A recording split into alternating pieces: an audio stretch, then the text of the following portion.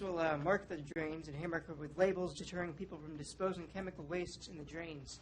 And these are going to say no dumping drains to waterways. And there's the company I'm getting these from is DOS Manufacturing Incorporated. And I'm using this marker called a Duracast marker. And I'm just going to read you something about it from the website, or a catalog, or just the description that the company has. It's a polyurethane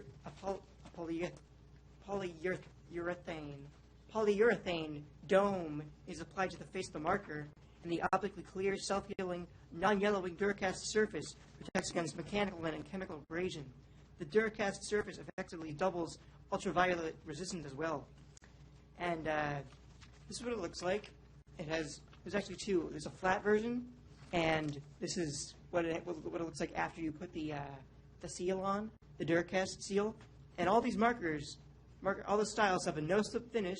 They're thin enough as to not cause a tripping hazard. Hey, I have a longevity of 7 to 10 years, and can easily be installed on several surfaces like concrete, asphalt, and metal, whatever you want, really. To replace these markers when they're chipped or worn is pretty easy compared to fixing a painted stencil or marking. Oh my gosh. The stencils just pop off by placing a sharp edge or tool beneath the lifting, and if you just pop right off. And the markers are currently being used all over the state of Virginia, as I mentioned earlier, like in Blacksburg and all that. For instance, Virginia Tech actually uses these. I found them at Virginia Tech, and I thought that was pretty funny, because I was like, hey, I'm using these too. There are two types of adhesives you can put under. There's a peel and stick option, where you just take a sheet of glue and you peel off the covering and you just stamp it on. And then there's the special DOS adhesives, and I plan on using the curb marker adhesive or the DOS adhesive, which you usually apply between 40 and 90 degrees outside temperature at 40, which is 40 to 90 degrees Fahrenheit. And so the way you put these on is you brush the surface clean of any debris, and you apply the glue in a circular pattern along the back of the decal, like so.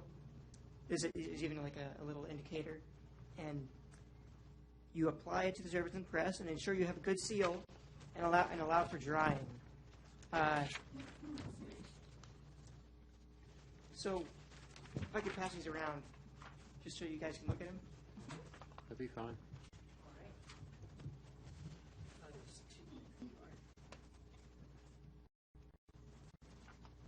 Now, how I'm going to apply all these in one day is I'm going to have a plan of teams. I'm not sure how many teams we need or how many people we need, but per team. But I'm guessing it's about 4 or 5 people.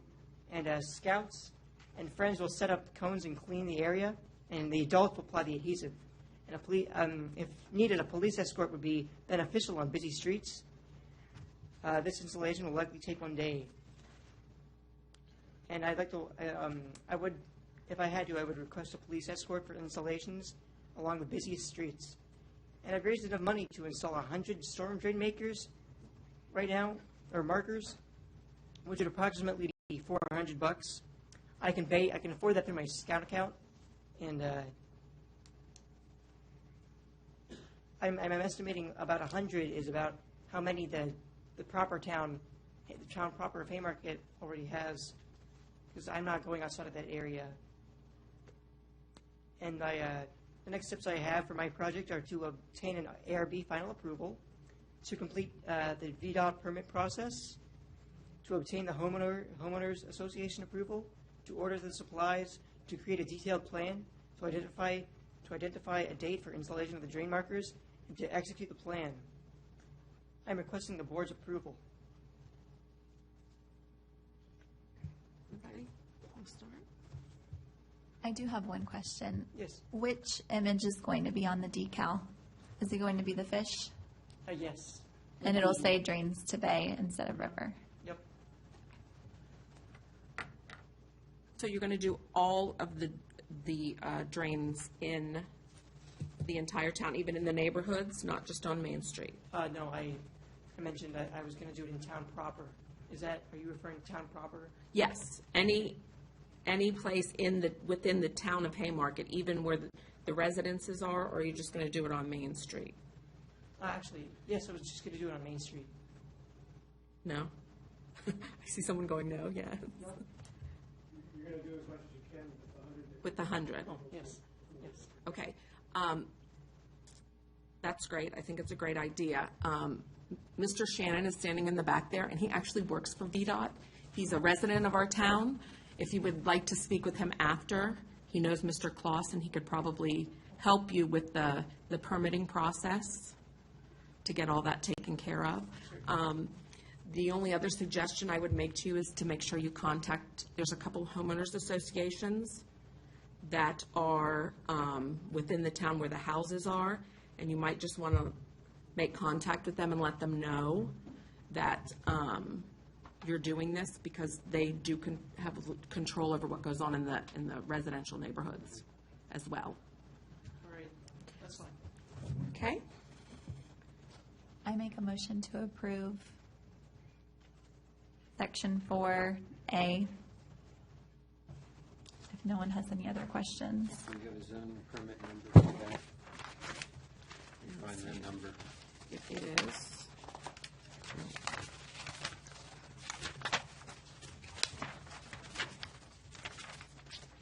I don't know if there's a number for it. I don't think there's a number. I was just about to say. at this point. But we can assign a number to it Okay. at a later date. Okay. A second. Okay, I got a motion and second up for discussion. I want to, in my discussion for the motion, with that motion, I'm going to put in that it is the fish as per our meeting notes or minutes. So it's And the good. bay. And the bay, yeah. Just so we have it all clear. I would also like, just to make sure that once you get the VDOT approval, that you bring it back to the town staff and let us know when let them know when the installation is going to take place, so they can put the permit information in your file. Okay? All right, that's fine. Thank you, Nathan. Thank you. Wait, we have to vote. Right, we got that first. So, discussion done. We'll put it up for vote. All in favor, say aye. Aye. Any opposed? Okay, Thank you. yeah, good luck. Did you give me some, did he get his things back? Okay, She got 'em. Okay. that moves us on to the next agenda item, which is the VDOT retaining wall that's being put up. Good evening. Good evening, board members. Good evening. I met with the project manager for VDOT on the project on the Divergent Diamond, and also overseeing the sidewalk repair work in front of Chick-fil-A and the Fauquier Bank. I had received some comments from many of our townsfolk about the design of the wall that's out there. And I met with VDOT back in March, and they're very willing to install a fence, which they need to install a fence, a couple of different design choosings, and to also address the facade of the wall in a couple of different ways. And so I suggested that I come on their behalf to the ARB and share with you a couple of the different options, get some feedback from you to relay back to them to dress up the wall and fence more in keeping with our historic district. So what I included in the packet to you was the existing or proposed fence in the first drawing. This was what was going to be proposed. This is what's on some of their other storm drain systems. They're more than happy to accommodate a different style of fence, which would also include either the green metal fence that's, I think this one's across from the McDonald's, or the black metal one with the black circles to kind of be more in keeping what we already have existing. In addition, for the wall treatment, we have a picture of the Chick-fil-A and the current wall and how it's currently untreated. So they're happy to either paint this a color of your choosing to be in, more in keeping with the colors that we have there, or Some additional selections are a veneer of stone. They included a couple of different choice options. They included some sign monuments that had some stone veneer or brick veneer, and you could possibly choose a color that was similar to what you see there in the area, like on the Chick-fil-A or the Fauquier Bank also has brick veneer. So, do you have any additional questions? Well, we'll, I guess, discuss our options right now, and if questions pop up, we'll throw them your way. Yeah, the choice for the fence, we'll start with the fence. Yeah, we'd like to, I guess, try to keep the style that's on the road already. The first one is definitely doesn't fit at all. I don't know what VDOT requires when it comes to the sturdiness of the fence, but definitely something with a design like this. I mean, I thought maybe an option would be what we already put on the bridges, but those won't fit in with the style. They're a lot more sturdier and solid, but they don't fit in with the style. That's But an overpass more than a. yeah, I think the fence that is across the street from it would make the most sense. yes. The black one?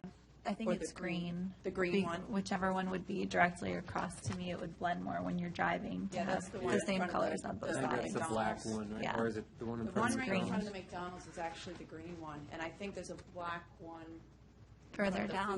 Food Lion. Food Line parking lot. Yeah. Yeah. They could do either. I think the black is further down. So if you're driving, it would be the green on both sides, and then you would see the black. But the black is on Chick-fil-A, which is. Oh, is it? Yeah, Yeah, I think the so. black I'd go does black. have, the Chick-fil-A does have the black metal Oh, awnings okay. and all. Then that might look okay. I'd go black with the, Yeah, and that green is not looking so swell. yeah, that needs to be repaired anyway. So consensus then, I think black? Black. Black. And then further, black with the circles, correct? Circles. Yeah. Yeah, I think that's kind of more the standard of what's completely against it. Even the black fence had circles on it, right? Yes, on Labor.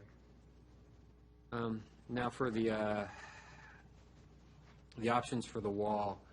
I'm sure paint won't do it. We need some type of texture.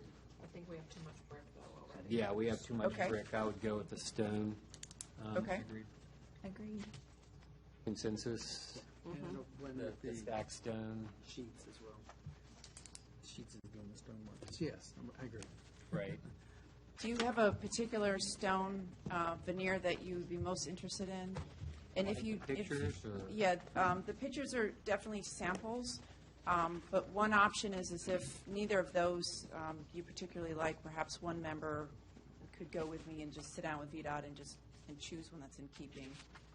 Since there are definitely a lot of variety of stone veneer and colors. Yeah. But just to keep it moving along. They've already put this project on hold several weeks because of this. Okay. But I asked them if they wouldn't mind to hold for this discussion tonight. Okay. What do you think? Yeah, we could probably have one member, as long as you guys are comfortable, I guess, getting a concept of what you're looking at. For me, the Reston Glen Apartments that what base you're is what looking I'm towards? looking at. I'd also refer to... More like a natural stone color. That one has kind of Yeah. like grays and beiges. Yeah. Okay. I would also use as an example what we required the foot wall to be for the, what is the Red Rooster? That's not the Red Rooster. What is that? Red House wall? The Red House wall Oh. that we had put up. Yeah. Kind of a brick, or not a brick, a stone, like what we recommended Okay. over there. And if you need one of us, I'll volunteer to put my 2 cents worth in working with them, if you guys are happy Yes. with it. Okay. Okay. Okay. Is there any? there's no- Okay, Great. Well, thank you very that's much. enough for direction? Okay, Thank you. thank you. Thank you, Kimberly. Now we'll move on to the Washington Street signage, School Rock. School Rock. There Good she evening. is. I don't know if I evening. stand up here or you've already decided. I'm Mary Hitchcock. How are you? I'm the new tenant of Winningham. Very nice to Welcome. meet you. Welcome. Town. So I apologize, I've never done this before. So we are opening a School of Rock in Haymarket. It's going to be a music school, and so I propose there are 3 separate signs that I have asked for the board to approve. I tried to keep it as conservative as possible, especially given that it's a rock school. But if you could take a look and see if there's any problems or anything you need to, if everything looks fine, or if there's something you need me to address.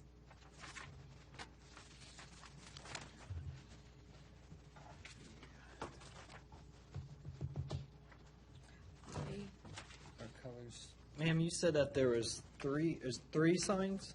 Correct. There's one on the north side facing the building, the east side, and then there is a monument sign, a freestanding monument sign. And where is that going to be located? Correct. Okay, I see it now. My apologies.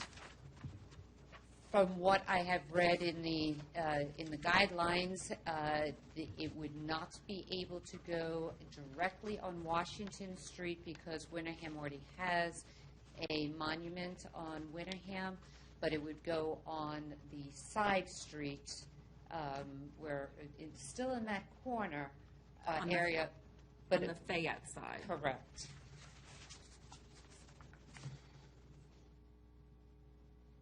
Placement's that other board's purview, Connor. Say again. I said placement's the other board's purview. Okay, yeah, I don't have a colored copy here, and I don't really see any reference to colors. Does anybody see reference to colors? Black I- acrylic. You do not have the color copy? I got a color here for it. It says on here black Black acrylic. acrylic. It is black lettering. Oh, good, you do. Like the background, white for the sign.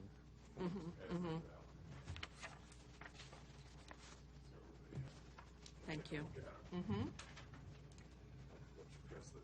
Okay. You guys start with that, and we'll start with this.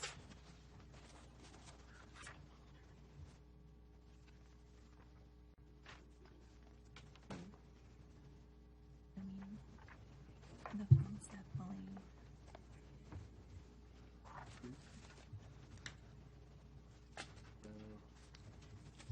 I don't know if this phone is bigger. I don't know that either of them are in the guidelines. Do we have reminders or no? Did you need to look at this, Robert? I cheated. She cheated. White PVC post.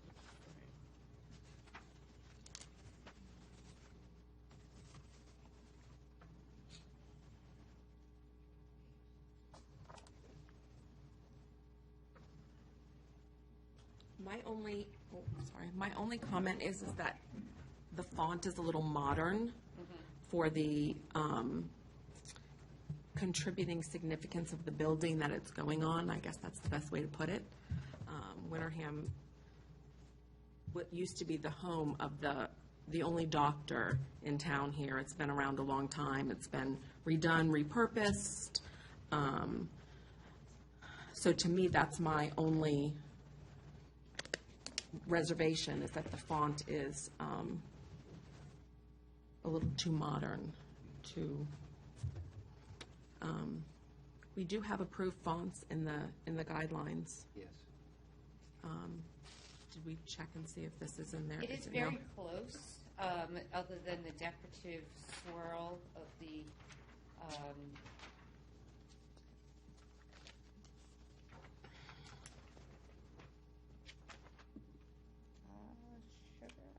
not bring the font page.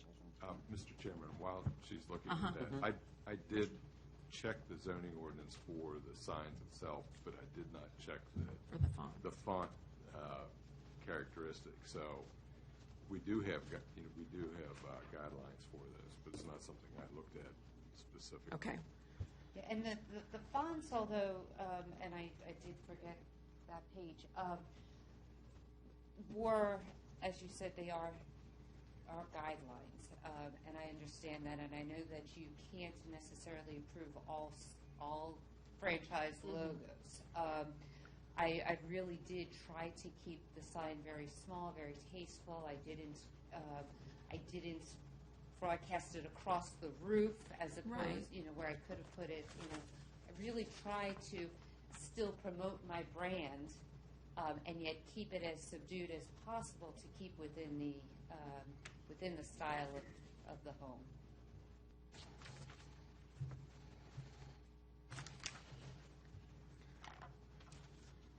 You don't have, are you pulling up the? Yeah, those are your approved fonts. And then scroll down for the next.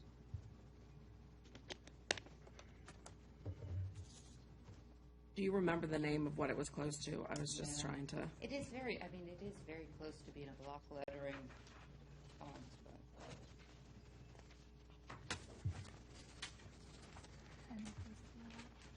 To this. Just these swoops and like that. It looks more like that.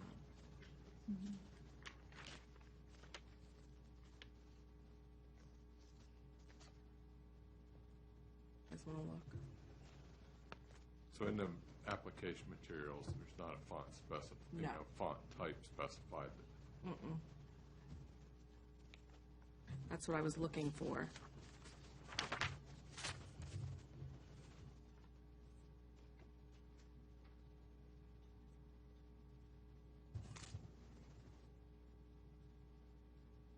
It's just once you make those, like the swoop off the H and the K and the bottom of the F, once you blow them up, I mean, it's very noticeable.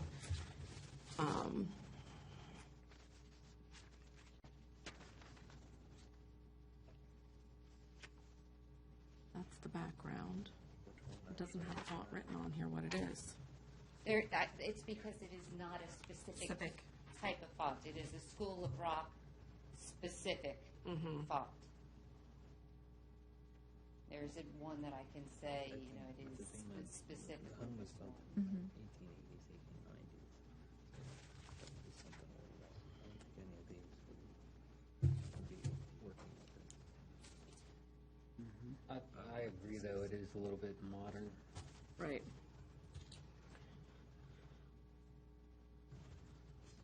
How do you all feel if, and I'm just throwing this out there, how would you all feel about leaving like the guitar over the O and the C, but if it didn't have the points?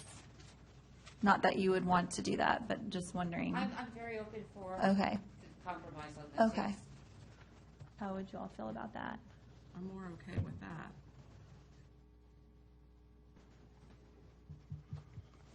And they're individual letters. Correct. So that can be done, assuming I get approval from the franchisor, and if I didn't, I'd come back again, but I'm very open for that. We might soften it just a little bit. And in fact, I know that they would approve it because now that I'm thinking about it, School of Rock Ashburn had to do that as well. So. Oh, okay. So you're suggesting that the font be changed to one that we have a standard for? Okay. But leaving the guitar over the O. Let's see if I can pull Blend up it in with the picture. C, yeah. You're going to pull up the picture in Ashburn? I'm going to try. Okay. What do you guys think about that? Yeah, I'm not okay with how the font as is. I would like to see it being one of the fonts within our actual guidelines. With that home being built back in the 1880s to 1890s time frame is what we were best able to say with that home. I just feel like that font that's on here does not do due diligence to the home at that time frame. Are you okay with the guitar on in the O? or- Personally, no. Okay. For once, we're on the other side. It's okay. He's trying to pull up the one in Ashburn.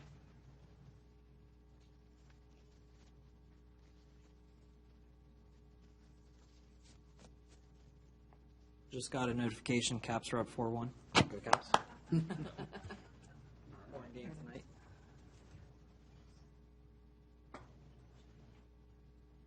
I think theirs are straight block letters, if I remember correctly, if you have found it. Oh, it still has it on there. Well, make some Well- suggestions. What would you all feel Numbers. comfortable with? Anything that's within our guidelines. I mean, we have those guidelines there for the reason. I'm not going to say you have to use this particular font within it. I'd like to have something that would complement the home, since it being a historic home there. But I'm not going to say you have to use X, Y, Z. I'll be very open. And, very Yeah, we liberal do in have that approved aspect. fonts, so, like the Centuries School Book, it does have points on the edges of the letters, which might fall within the points that she was trying to get across with the K and the H and the F, but, it's not as modernized, and it's very subtle compared to what she had. But, these are approved fonts within our guidelines, so, if you are comfortable with a lot of them, we could probably select a few of them for a choice for you to use. And I'm okay with that. It'd be nice a little bit more compromise, either maybe the guitar and block letters, or a little bit of flair and no guitar. It seems like, there's nothing, and I apologize because Susanna, who worked here a while ago, I discussed this with her in great detail, telling her I'm not going to lease this building if you don't think I can do something like this. And she said, I can't promise you anything, of course, but that there was some compromise that can be done, that there are signs that, are part of franchises that go off a little bit. So, do you want all the signs to be exactly identical?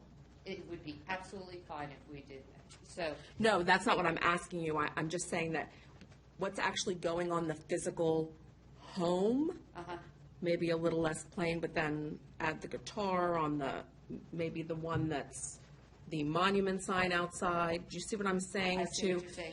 Okay. So it would be a little more complementary to the actual building that you're in, but then yet, That would be agreeable, absolutely. What do you guys If we just think? did like a block School of Rock, in one of the fonts that in one of the block fonts, and I would say just block. I wouldn't do any of just all block fonts in the black on the building. And then if we could do the sign as is, that would be nice. what does anybody think about that? I mean, I'm only one person, so I was know. just trying to throw it out there.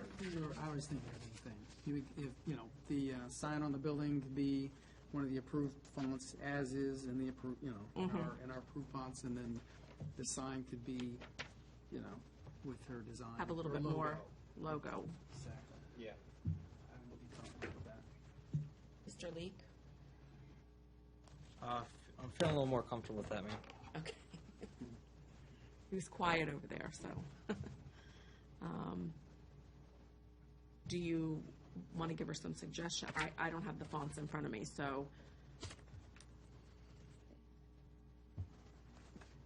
I think it'd be up to to her To coming her, back. yeah. I would- Pick any, Yeah, my recommendation would be to table this application to our next scheduled ARB meeting to where she could come back with the fonts of her choice that she chose from our ARB guidelines for us to look at that point. No, go ahead. Is it possible that I'd look at that real fast and say, this is what I want, so I can get moving? I'm okay fine with that. Do you In wanna- the- do you- In the meantime, while I do that, can I mention one other thing that just happened tonight? Uh-huh. So I don't know if I can do anything about it or not. My beautiful glass front that I'm trying to save is broken and is sticking out now, and I didn't want, I don't know, can I replace that with a clear glass since it's dangerous right now until I figure out what to do? Wonder what happened. And it was all, it's being cracked. Oh, okay. And we've just been hoping that it wasn't gonna ever break, that it just was gonna look cracked, but it did break. And I think it's now that the door's opening and closing. so I think that it was just a simple block letter that I just replaced. Yeah, it's Georgia is perfectly fine with me. Okay. Thank you, ma'am. Thank you.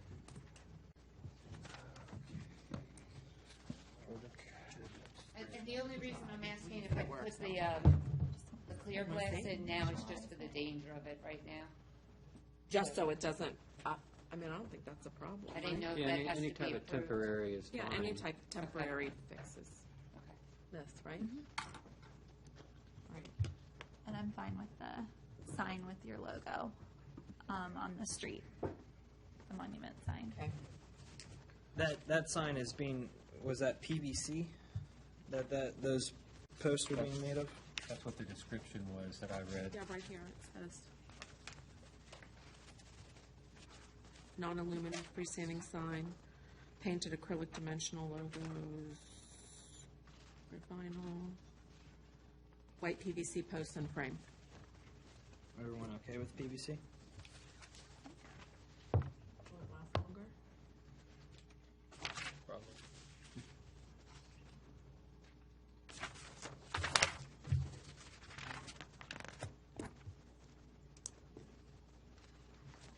If you want something else, speak. No. Is the Winterhand sign wooden?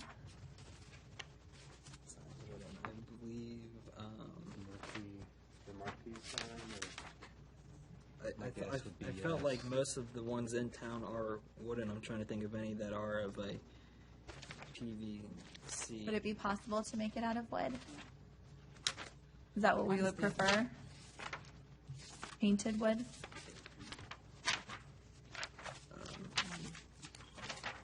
It's Healthy Paws. That's not a good enough photo. those are all wood. For instance, it's hard to go by photos, and I apologize for not knowing off the top of my head, but I think the VCA Healthy Paws is wood. Giuseppe's, I believe, is wood. What about the sign that's out in front of, Bachier's Winterham. wood. I believe it's wood. is it wood? Yeah, and I apologize. I must have missed that because when the sign designer and I were working on it, I thought we were doing it wood anyway. So I'm absolutely thrilled to change it to wood. Lovely. Okay. Okay. That's This is a hefty one. This one's on me. Okay, I make a motion to approve zoning permit. Is that 3? Or ZP? ZP 2, They're all ZP 2017-009, School of Rock Haymarket. The font to be Georgia font, on signs, are these numbered? Yes. Signs 1 and 2 would just be the block lettering. Is that right? Yes. And sign 3, the material will be wood with the logo on the sign. I got it. correction wood posts. Can I Yes. have the red on the O, keeping it block lettering, or all black? on the building. on the building, all All All black. black? Okay. Need a second. If anybody wants to second it. I second the motion.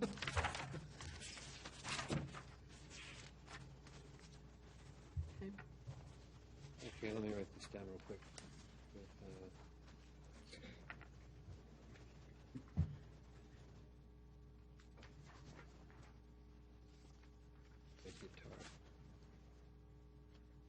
Okay, I got a motion and a second. Last chance for discussion. Okay, we'll put up for vote. All in favor, say aye. Aye. Any opposed? Unanimous. Okay. Thank you very much. I Thank appreciate it. you.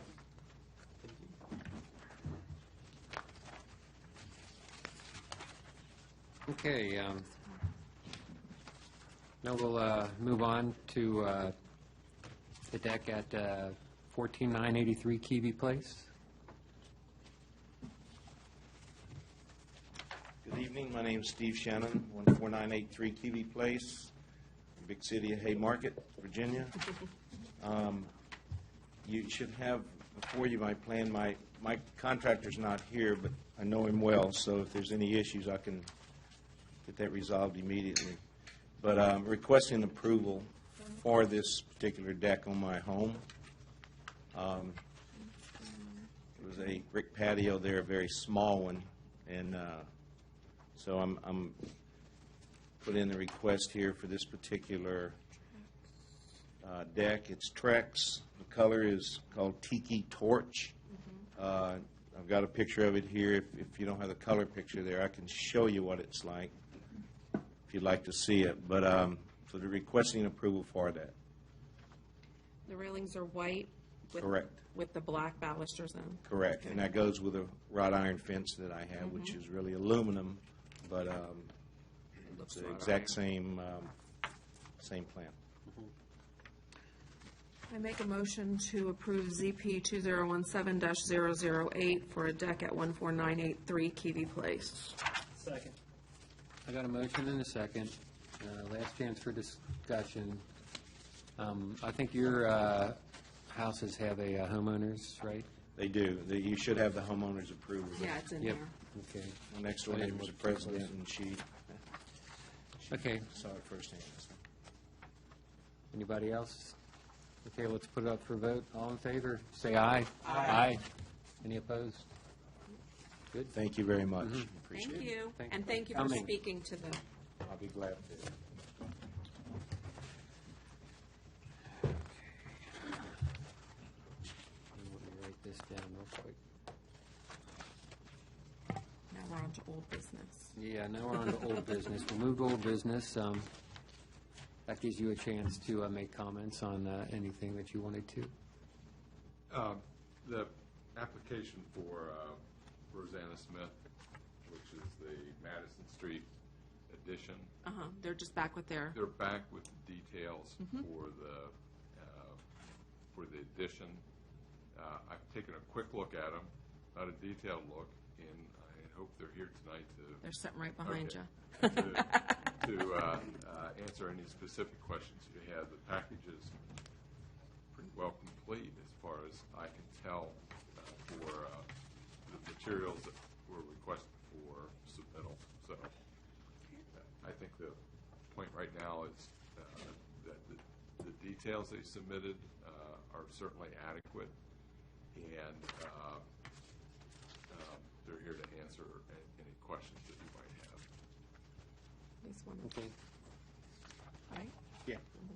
Yes. Because you did give us options, which I'm thankful for. Good evening. But we would like to know what your Oh my gosh, look preferences at are. this. Too many options. Do you remember the evening I was last year and I said, I'll just pick right now? Yes. Still not quite there yet. So, it's difficult to choose without seeing what the house is going to look like without the stucco on it. We submitted photographs that showed the original siding, which we're thrilled about. I was very happy to discover that, what? Just go in order. I think they just have one question about what color, right? Did you Do you want want to us to go through the entire proposal? what we presented, or do you just have questions about certain things? Well, you were supposed to come back with windows, all that stuff, Yep, right? it's all in Yeah. there. Yep. All part Would of the you, package. would you Right. like me to just go through it like we did last time? Or like our contractor did No, last time, I or? can. What do you want him to do? Well, like I said, there are options for each one, so Sure. we'll go over the one that you would prefer. Oh, okay. So that Okay. we know So- exactly which ones you want, and then we can discuss if we need to go to a different option because something just doesn't look right or something. Okay, excellent. So on the exterior, number 3, the stucco exterior, we requested to go to the cedar wood lap siding rather than German lap siding because that's what we discovered as original. So that's our choice. On the porch, these are new requests. We'd like to remove one of the 2 front doors on the house, which were originally back doors to the house, and to make it more clear that there's only one front door, and then shift the window. You can see the current as existing, how it looks. Shift the window underneath so that it's parallel with the window above on the second floor. And if you'd like to flip back and forth between this page and the next page so you can see the comparison of how we propose it would look, we would like to ask for permission for that. We would like to, you can't really see it from the road, but when you're on the porch, you can see that the ceiling of the front porch is, no offense, but it's kind of like this. It looks like this. It's not attractive. We'd like to put V-board, which is what we have on our house, our current home, and it's an old home. And then we would also like to request permission to remove the crossbars on the front porch and change out the posts, which are currently, I think they're 2x4s. They're 2x4s. They're inadequate in the way that they look. I submitted subsequently, I don't know if it made it into your package, but the kind of porch post that we would like. Our preference is for the tapered one because it's a simpler look. I don't know if that made it into your packet or not. But the tapered look because it's more simple and the house was a farmhouse. Is that theirs? I thought this went with the. I'm happy to pass this piece of paper around. Yep. Thank you. And this is our first choice.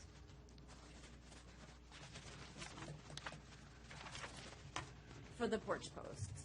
Okay. Moving on. Thank you. Oh, this is also new.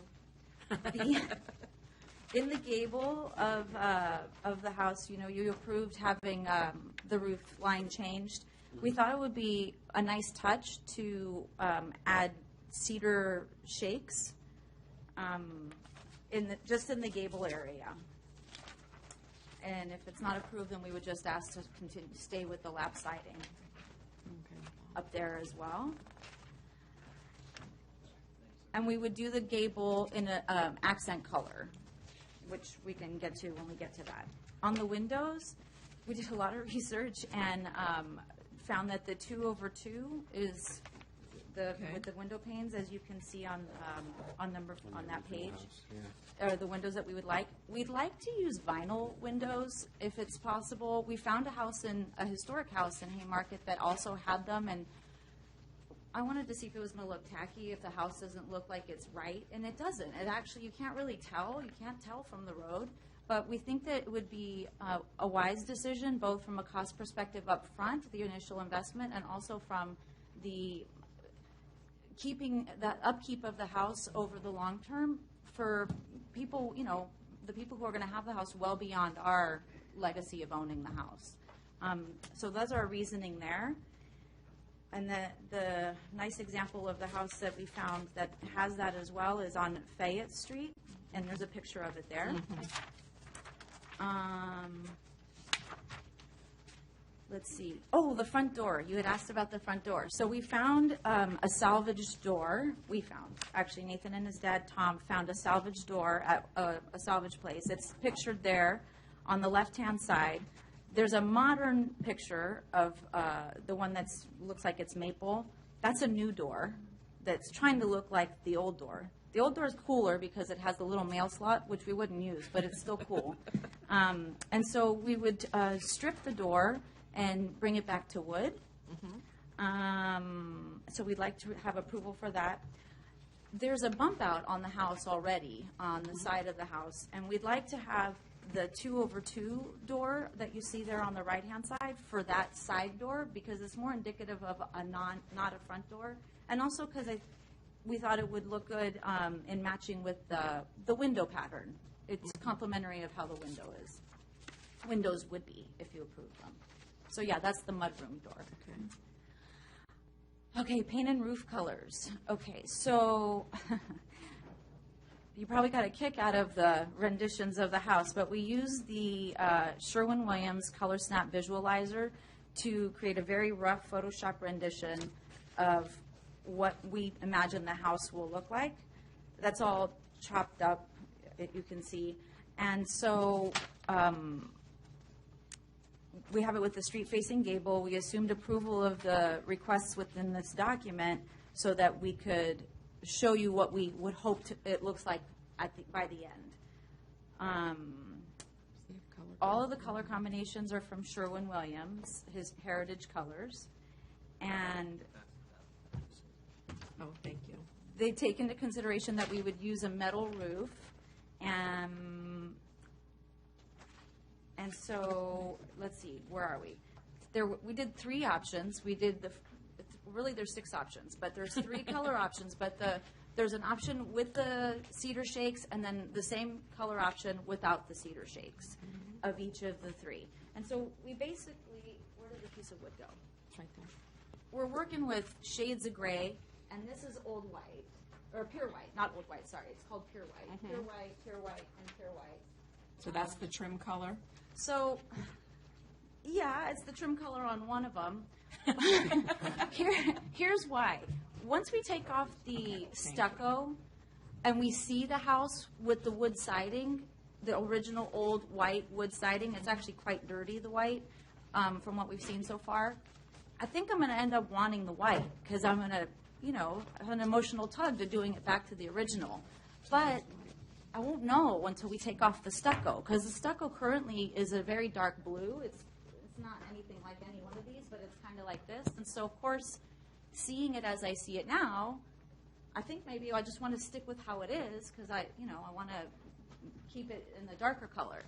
I can't really make a final decision until we take the stucco off, and I've gotten Nathan and his dad to approve that they would let me be there the day that they prime the wood so that I could see the white. And so then I'm good. And then if we have to paint over it with a gray, then we will, if you allow it. My thought is if I could just add, what I think would be ideal, since we, obviously you can tell we're not quite exactly sure on which shade of these colors we're going to go with, is that I think the main point was you wanted to see the palettes. We're falling within your guidelines for colors. This is roughly the various palettes and shades that we're going to go with. We're not bringing in orange or blue or red. It's going to be this, and then for the roof is going to be the charcoal gray or the lighter gray or the dark bronze. The dark bronze, and kind of in those shades. So it's going to be some combination of these colors, these 4 variations of colors that we presented. It's not going to be something outside, and if a month in she realizes that maybe she does want the orange or red, then we would certainly come back to you all again. But I think we'd basically like approval. I don't know whether it's going to be Chelsea gray or Westchester gray or the Colonial Revival gray. We're still, I think she's going to need a little more time to figure that out. But I'd hate that to be the reason why we can't continue if you need an exact color of gray at this point. I mean, and seeing it on a board versus seeing it on a house, it's different. Yeah. And even online, compared to when she bought the samples and what she looked at on the screen and then she painted, they don't look the same either. So it is and in a here. little more challenging. Yeah, it doesn't. No. And certainly what I would have made a mistake if I had chosen last month. And you said you're going to try to refurbish an existing door. You're going to strip it down to wood. You're just going to keep it a natural color, or are you going to? Providing it strips down to where we think it's going to be underneath. I don't know exactly if we know exactly what kind of wood it is yet, but that would be the goal, to be natural, as we believe right now. And if we didn't, then we come back and it would be some One of color. these colors. It would be the trim color to match the rest of the house. It would be one of these. So if we did white trim, we would do like a white door. Or like a red door to accent? If we did that, I think we could certainly come back and let you know. Right now, we don't plan to do that. Okay. But if you want that, we could consider it. I'm open to design ideas. Well, it's always good to pop the door out, right? Yes, Instead of it blend is. it in a lot Which of is why we times, did so- the We dark thought the natural would stain. look nice as long as the underlying wood, once we strip it down, Once you gets to get where there. we want it to be. Right. Yeah, or, I'm a real wood fan, so I like the natural colors, but there are plenty of different stains that can draw out different colors, too. Sure, So, yeah. That's our first. We're trying to think about how the house would have been when it was made, right? And sort of help people, I don't know, just retell its story. Right, I like that. yeah. That's why I was so happy about finding the white, because I like white. So your first choice is?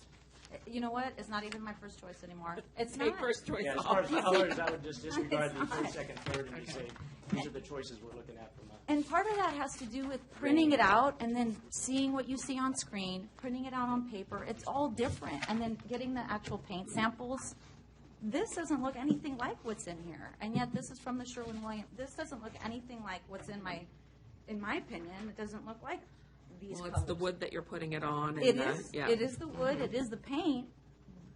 But that's not what the computer picture says, you know? So, and it's not what the Sherwin-Williams brochure says either. So are all of these approved colors for us? Yes. Yes, I would be open to letting them pretty much Right. give an approval with the packet, and then whatever you end up choosing down the road, as long as it's within those color schemes that you already given us within this packet, be good to go. Yeah. It's almost a surprise to us when we drive by and we say, what color is it? Hey, but they might. Yeah. And don't laugh, because we go by and say, did we approve that? No, I would expect you to. I mean, No, I mean, people have done that to us before. I'm like, did I approve that? 'Cause Oh. that's not what I thought I approved. oh, that's fine. Anyway. Yeah, and those kind of give us a guidelines of what type of combinations you're looking at. And, and the detail of, like you're saying, the German slats with the cedar shaped gables, that helps us get an idea of what the architectural style is actually going to be. Right. One thing I don't see in here is lights. Yeah, so I had all about I could take, everything I could take with this, and I didn't do any lights yet. So Okay. when we get to that point, I plan to come back. I'll have a better picture of the house then, at that point. I'll come back and present lights that I'm Okay. hoping you all will approve. Yeah, and I see two different styles of, I don't know what they're truly called, soffit vents or the vents. Are you going circular or are you going with this arch? Our plan is to go circular. This arch is because of the Sherwin-Williams, that software that they had. Actually, That's what was in there. yeah, that top there is actually the garage. Yeah, never mind. Anyways, round. Okay, round. Round. Okay. Okay, It'll be vents, it's not gonna be a window, it's gonna be vented. Vented, yeah. Yeah, right. Yeah, louvered. right. Okay. What about the shaker? Is everybody okay with the I think shaker? it adds good The texture shake? to Yeah, it. I like the change. Yeah, either that or all looks too. Okay, I'm flat ready to go. straight up. I'm ready for me Now if we can capture it. Okay, gonna I'm gonna trust yours try. to I'm capture gonna it, try. right? Because I can't write fast enough. I'll slow it down. to. Yeah, Okay. the video's up and running, Oh, good. sorry. Okay. Okay. I make a motion to approve ZP 2017-006 for the Smith residence at 6760 Madison Street with the following details. Exterior, the siding will be the cedar woodlap siding. The porch will be approved removing the doors and realigning the windows, putting the tongue and groove beadboard on the ceiling, replacing the current porch posts.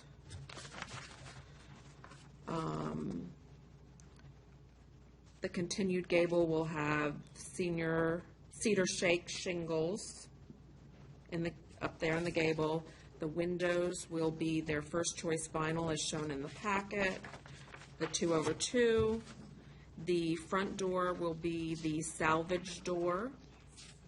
The side door will be the 2/2. The first choice, I'm guessing that's what's in there. It didn't have a name on it. And the paint and the roof colors will be of their choosing that is presented in here within our palette. Did I get it all? With the circular louver. Oh, with the circular louvered vent. I missed something. Okay. I second the motion. Friendly amendment, tapered post in regards to, that was tapered post in regards to the post. So amended. And second amendment. Okay, I got a motion and a second. Just one question. We do have a copy of that poll, right? Did you get a copy of that? We'll send it to you again if not, or we can leave this one here and send it to you. Okay. So I haven't seen it, but tapered, I know what that is, so I. Yeah, it does have a little bit more, it's got some type of Right. fluting on the corners, so. Okay. Okay, that's all the discussion I had. Anybody else have any discussions? Let's put this to a vote then. All in favor, say aye. Aye. Any opposed? Good to go. Thank you all very much. Thank you. We'll see you next time for the lighting. Yeah. Thank you so much. Have a wonderful evening. You too.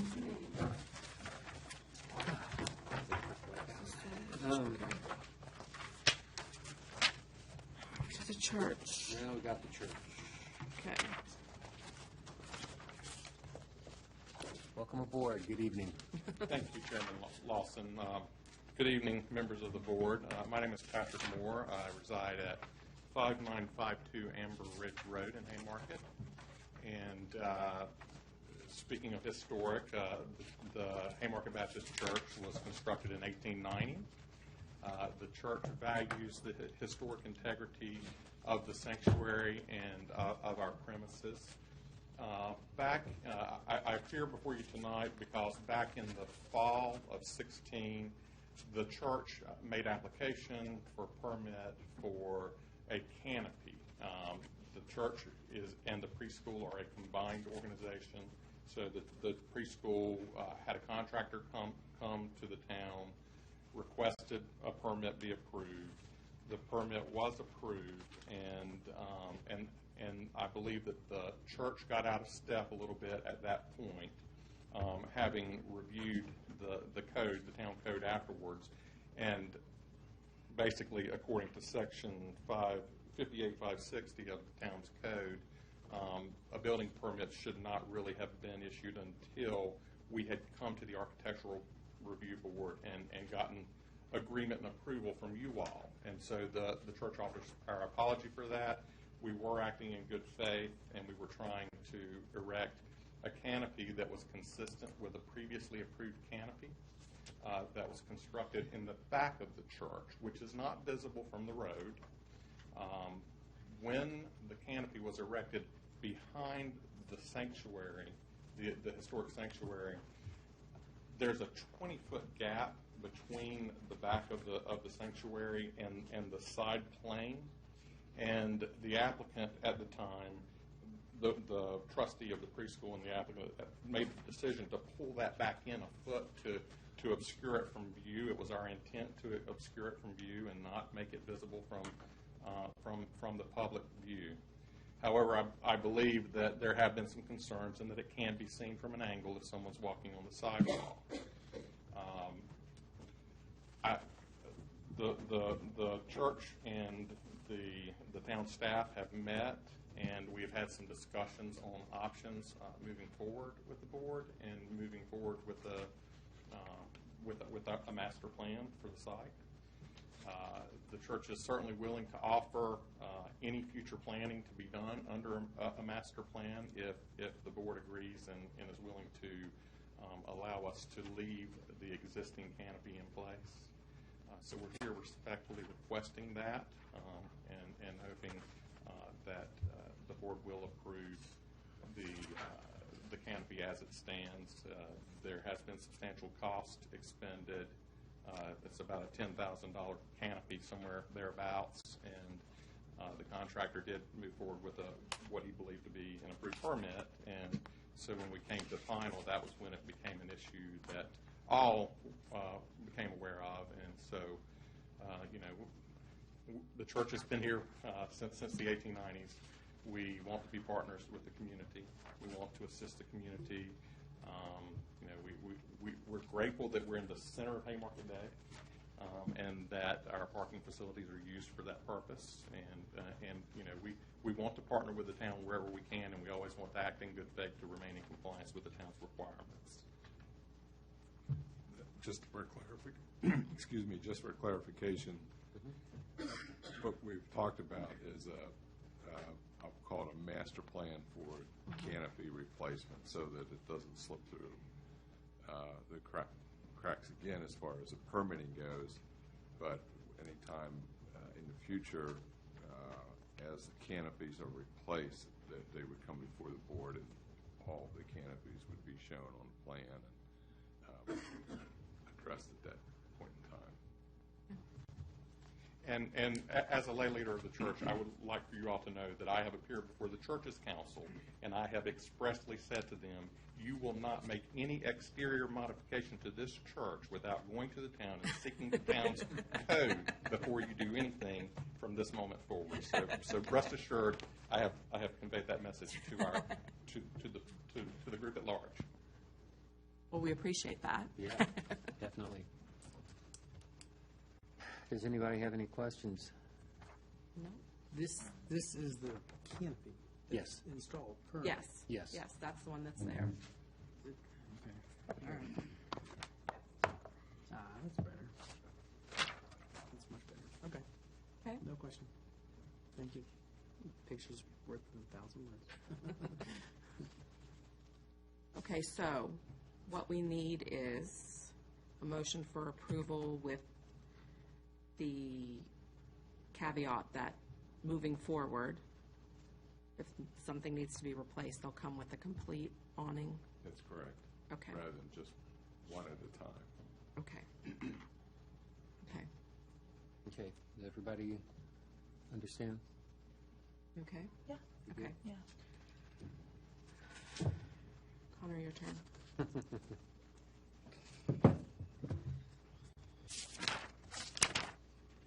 Chair, I make a motion to approve ZP 2017-002, Haymarket Baptist Church and Preschool residing at 14800 Washington Street, Haymarket, Virginia. On the condition that any future improvements will be put through a canopy overlay. We'll call it a canopy replacement master plan. Canopy replacement master plan. I second the motion. Okay, got a motion and a second. Last chance for discussion. Anybody? We'll put it up for a vote then. All in favor, say aye. Aye. Any opposed? Thank you, and I do Yep. have one question from Mr. Lee. Could you advise us of the score of capital gain? Thank you very much. You guys watching back there?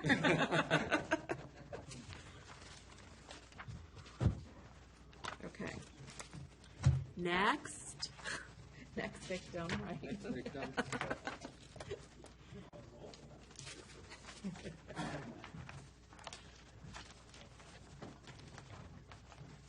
Surprisingly, with everything we have, it's not. Mr. Chairman, just, and board members, just to let you know, I have looked at some of the materials. I've been in touch with Mr. Wagner about the history of this, which the board knows much more than I do.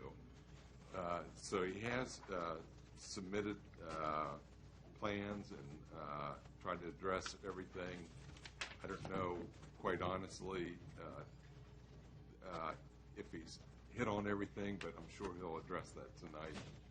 And bear with me as I learn a little bit tonight along with you. Thank you. Okay.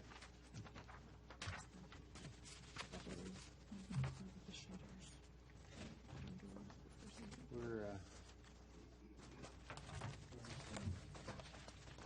under leak, so I guess we should pause for him to come back. Pause for shouldn't we? 1 second. till he Mind comes if we back. pause? Okay. Is the shutter, did you hand me the shutter color?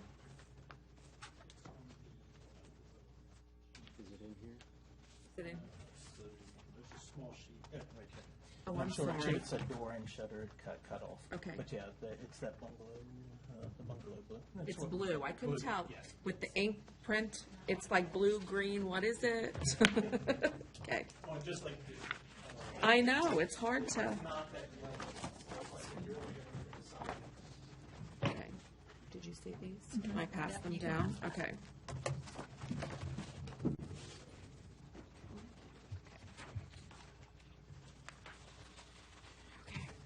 Steve Wagner, architect, for the Dogs to AI. Presenting our revised, This is okay. the changes from our last meeting back in February. The most significant is the roof structure itself. The original was a 412 pitch. We've pushed it up to a 612 pitch, and we've changed it to asphalt shingles instead of metal roof. Eliminated the wraparound porch. Took a little bit more cues, of course, from local buildings, as we talked before about it. The front gables closer to Faulkner Bank. If you look at the side of Faulkner Bank, they've got a longer elevation, and they broke it up with a pediment and a larger pediment. So instead of the wraparound, and I think that was a lot of submission before with that wraparound, and gave a different look to the building. So like I said, we changed that. And came in with the design that you see before you. Changed the columns all around the entire building from columns to now 12-inch. Is it Door columns. this column? Yes. The bottom one? The fiberglass columns like we had before, but this time instead of they were square before, now they were round. The door columns. The windows around the entire building, we changed those. Instead of before, we had transom windows, we had some upper windows, other ones. All the windows around the entire building are now 6/6 diamond windows. First, to keep it consistent looking, but also, I think a lot of concerns before with the industrial work in the building. Hopefully, we've gotten that to a residential around the building. Of course, and added shutters around the building where we could. There's two different elevations. The one elevation on A3C is without the play area, which has the white fence on it. Just so you can see, that still, there are the windows in the backside. Before, once again, we had the transom windows above the roof line. And then just the look of it, I know that's where there was a lot of concern before. So we're back, we'll still be able to get light back in. But the other largest change we made to the roof was adding the dormers. All of this. And then those dormers, so between the two of them, eliminating the transom windows, those dormers will bring light into the play areas inside, so they're functional. And of course, the building now has steel structure before. We had the siding, we had gone over top of that, but now the building it's a wood structure anyway. So it's just the ease of doing the dormers. Going with the asphalt shingles, we've changed direction. It needs to be a wood structure. So that allowed to be able to do the dormers.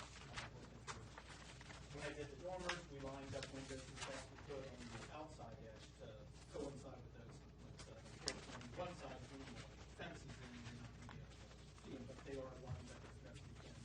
On the opposite side, try to dormer above and line the two windows down below, so at least they're centered on it, and that's the apartment that would be on your right elevation. Okay.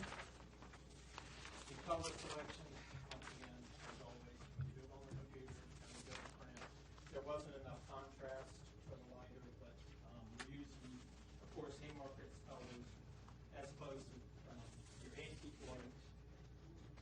For the accent is the cream color, and then for our windows, shutters at the windows and the doors, it's the Bumble House blue. Now we're relating back to, unfortunately, siding companies don't go by Sherwin. Right. So what we did as close as we can, and you've got the certainty monogram he in has there. So what they have, they call it heritage cream, and that's the closest color they have to that. But that's pretty good.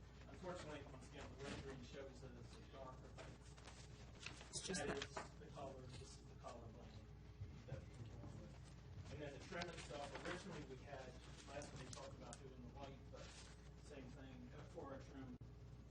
staying with this.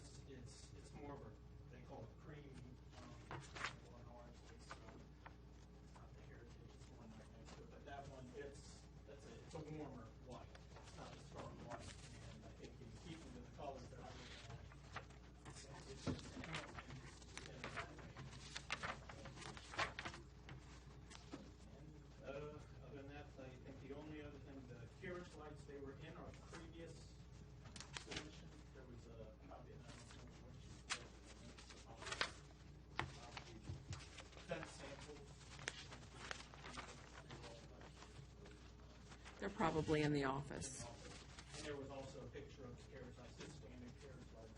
And the only place those are now along the side of the building, at the doors, single door, and then around the back, it's a single door. That's a small carriage light. On the front, once we add the shutters in, and there's no room to do it, but of course, we've got the large covered porch, and we're doing down lighting on that one. So Right.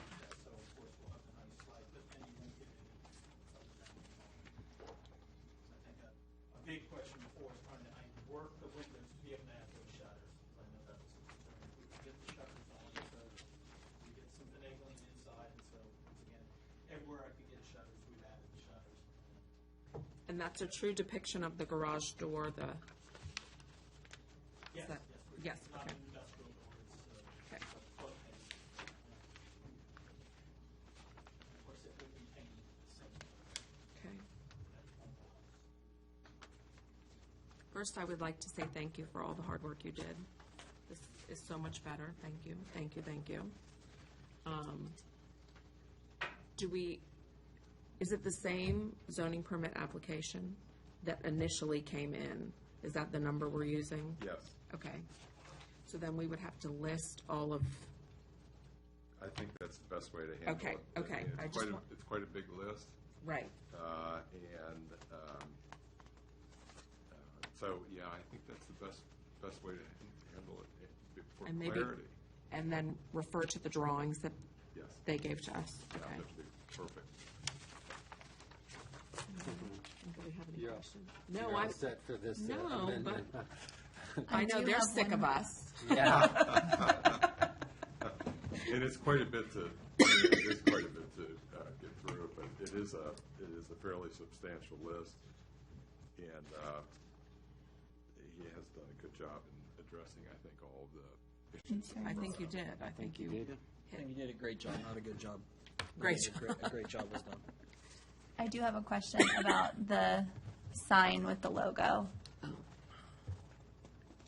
I don't think, yeah, the logo's not. We're not there yet? Yeah. You're going Okay. to come back for that once we. Okay, sounds good. Good, I didn't think I missed that, so, good, thanks. I thought that was just on there to show where. Yeah, just, yeah, placeholder. Thank you. Okay.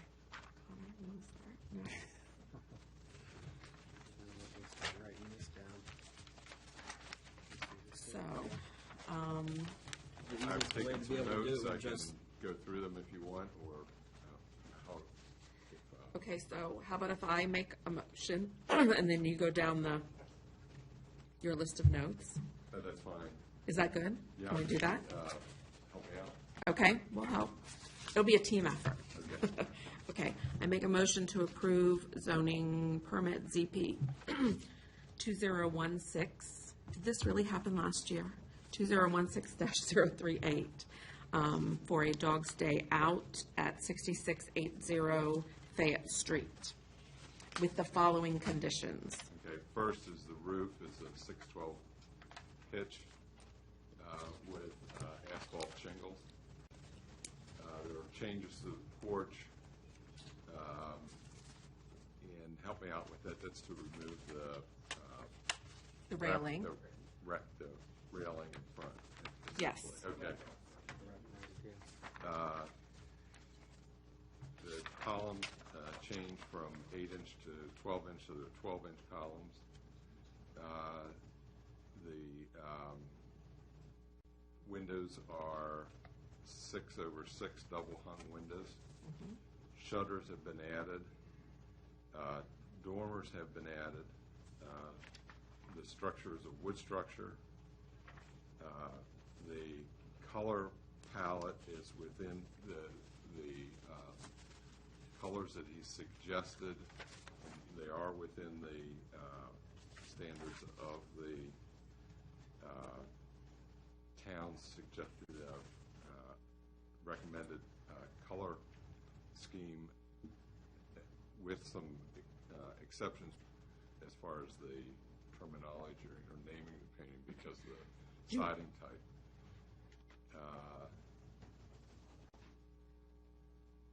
And the lighting is carriage light type fixture. So I think I've got everything. So moved. I just without want to naming clarify the that. color specifically. Siding color, The siding type, or? Just the colors. the colors, they're specific on there. We do have a place for the sign, but that will come back. Sorry, I just threw that on the ground. Yep, you might. I would say the only additions would be that the roof would be charcoal color, and the trim would be sandstone beige, and the siding is heritage cream. Okay. And the posts.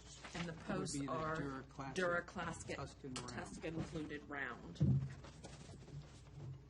You go so moved. I'll second. So moved, sorry. Second.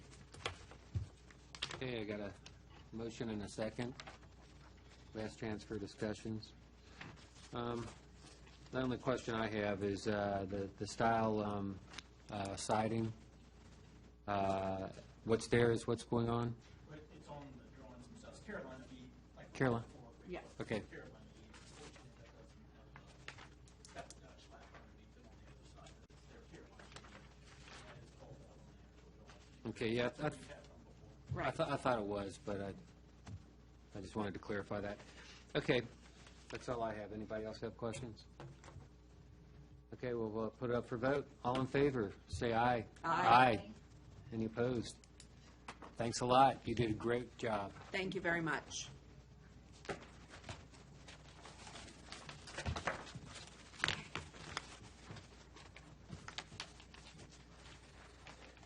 Okay, where are we at? Z property. Yep. Okay. So many things.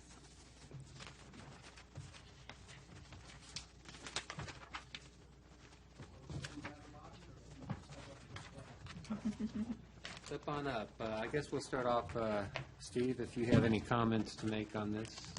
I do have some comments. The first one is that there, again, with this one, there's quite a bit of history, and I certainly can't go over all that.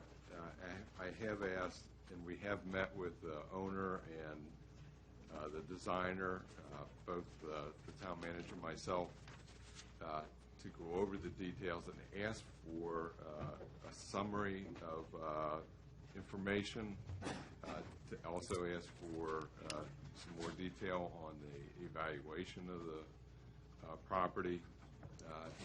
All of those they've submitted, and I've looked at but not reviewed in a lot of detail before this meeting. I think you've all had them probably as long as I have. But I'm going to really rely on the designer tonight to go over those changes and the, I'll say the economic summary regarding the building itself tonight.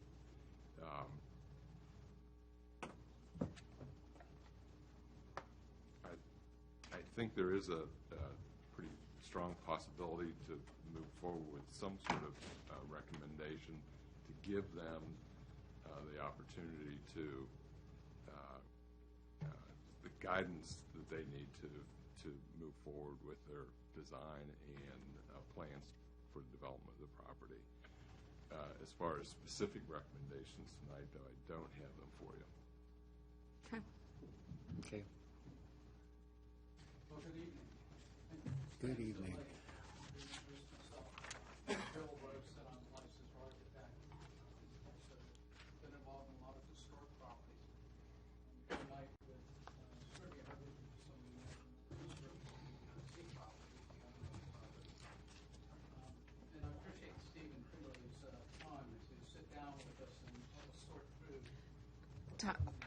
1 minute, stop, the microphone's not on for recording.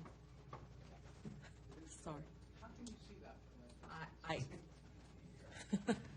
Been doing this a long time. There's a little green. He's going to need new batteries. Green, I think that's going to show. Yeah, just switch them out.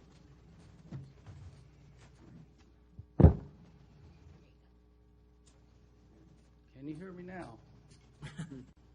So we were reminded that there was a tremendous amount of information when we met with Steve and Kimberly, and he mentioned it again tonight, and there is a lot of detail. We responded initially to some of Susanna's requests, which increased the volume of information that you saw in March. And we were trying to be very brief and deal with the issues that we heard, and tapered it down considerably with the supplemental information that we submitted on April 5. And looking through this, we were in a bit of a rush because the meeting came a little bit late in terms of resubmitting. And I just noticed this evening that you have a bunch of renderings without names on them. So let me just point these out real quick, and then I'll come back to them later as I go through this. This front elevation and the associated side elevations are the Jefferson Street proposed building facades. The other three renderings are of the Washington Street building front and sides. The front elevation looks like this. You should have all received color copies of this. We produced seven copies that were this size and hand-delivered them. Did you not receive them? They might be in there. Well, I can certainly loan you mine. You can pass around. So I've got some copies here.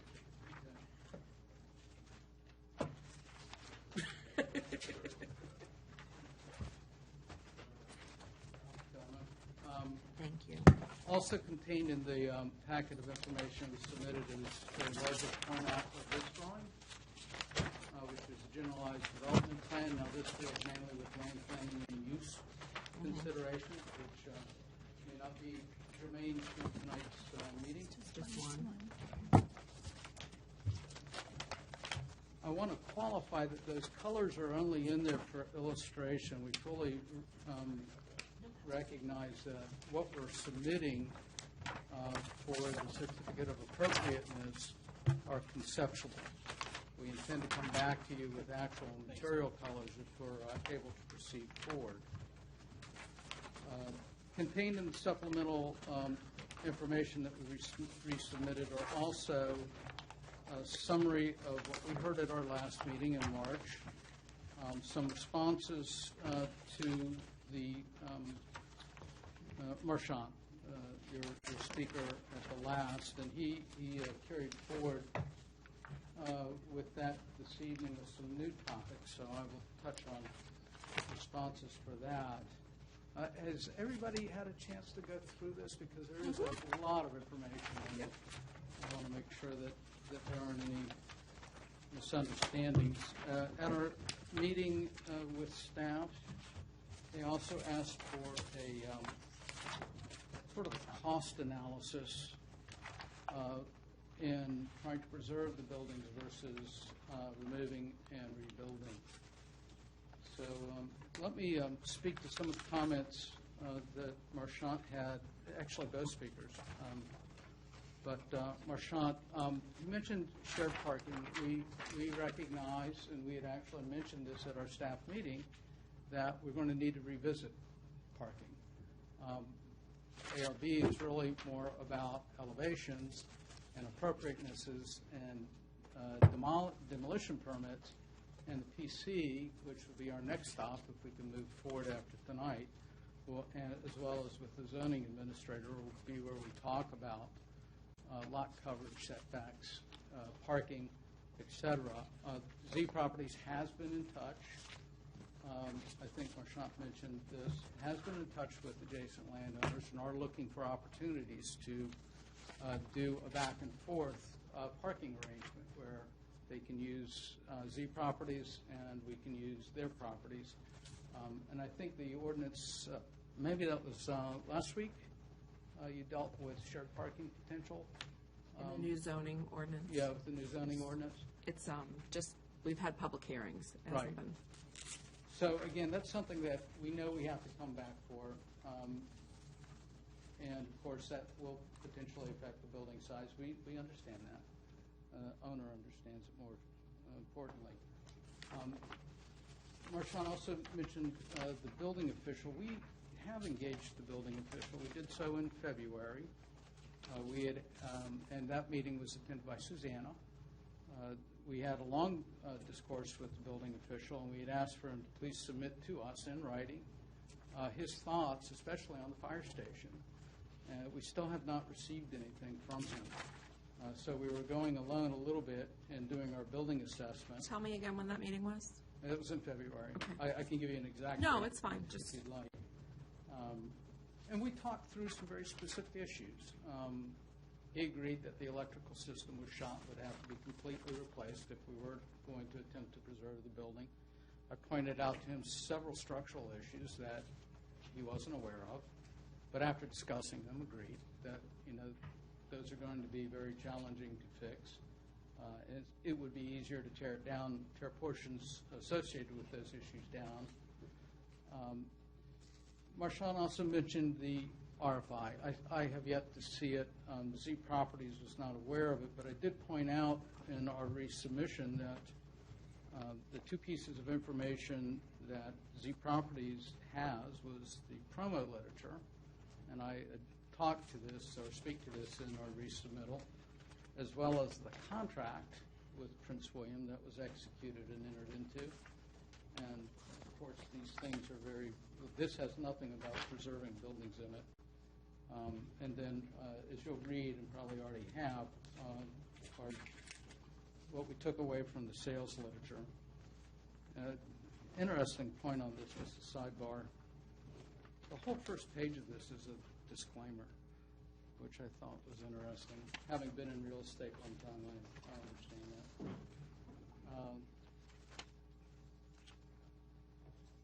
The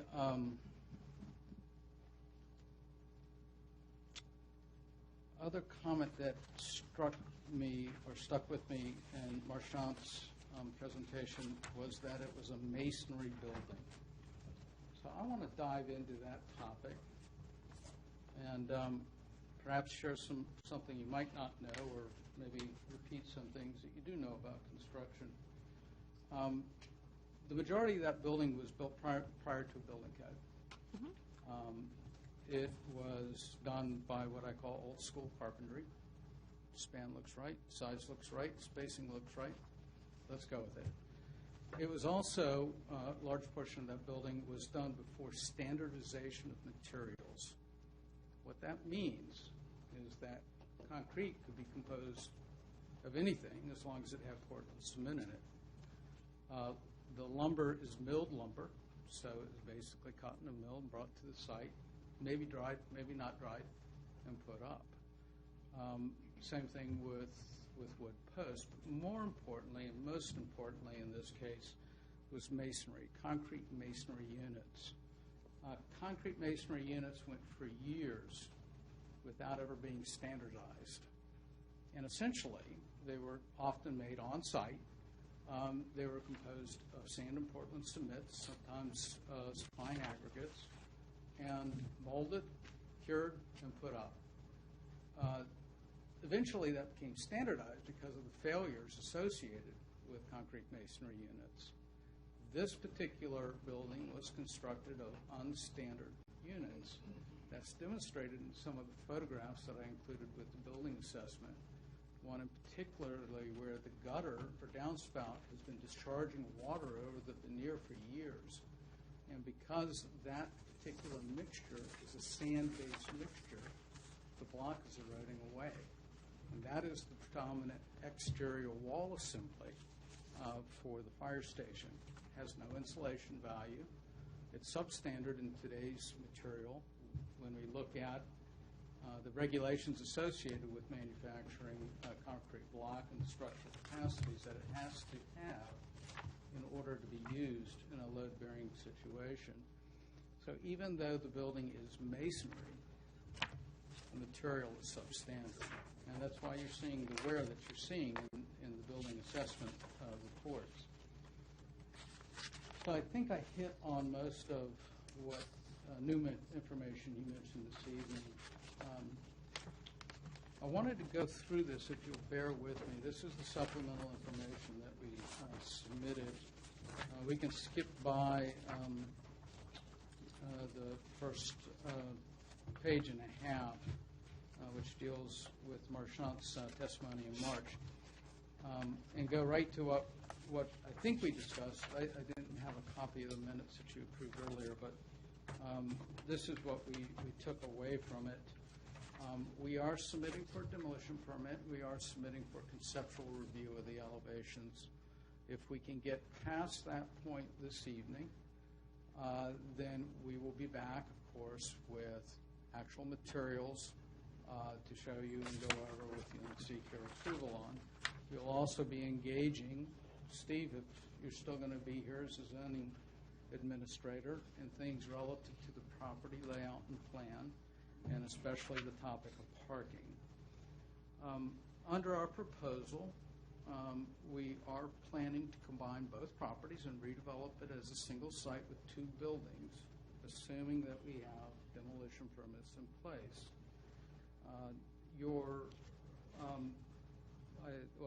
I'll just keep going. At the last meeting, I also presented building assessments and structural engineers' evaluation that the buildings are structurally unsound and stable. They are a safety concern. We did talk about both of those buildings being on Appendix D of the ARB design guidelines. And then we submitted under item E on page 2 of our supplemental information all the things that we believe were necessary at that time. We have now supplemented them with additional information this evening. The economic analysis was a high level. We've supplemented that now with actual cost data to show you the return on investment and hopefully the benefits to the town if you approve the application. And we also talked about how the fire station could not be preserved without considerable cost. Your second speaker this evening mentioned the Iron Horse. I've been there. Nice renovation, built for one purpose, and as she mentioned, barely suitable for new purposes, but it's working, and the floors haven't caved in yet. But her final statement, which I found particularly intriguing, was that if it's determined that an existing building cannot be preserved or maintained and repurposed, then we should be proposing a replacement that resembles it. And that brings us exactly to our application, because that is what we submitted. We had determined from our evaluations that the buildings were unsafe, they were using inferior construction materials, and that they couldn't be preserved or maintained. But what we were proposing was a replacement for the fire station that resembled it, that used new structure, obviously meeting today's building codes, a new building envelope that would comply with energy standards and would not leak, and also improving it in terms of architectural flavor. We also submitted with this application a commitment to place a plaque with an etched image of the existing station as it is today and mark it on the new building so everybody understands that this isn't the existing building. The existing building looked like this, and what this is a new building. As far as the uses, we are maintaining the uses that we came in with originally, which is first floor retail, and then second and third floor either residential or office. And the school has withdrawn its interest. So that brings us to a very particular point about the fire station, in that it's our hope, or Z Properties' hopes and desire, to put in a restaurant with an outdoor cafe in front of it in that space, which almost necessitates, if not warrants, new construction materials that are sanitized, obviously, and built to today's health code standards. And that is actually, thank you, Sturgeon. That's this elevation. So you'll notice the fire station resemblance for the portion on your left, my right, and then the wraparound piece that's on one side and towards the rear.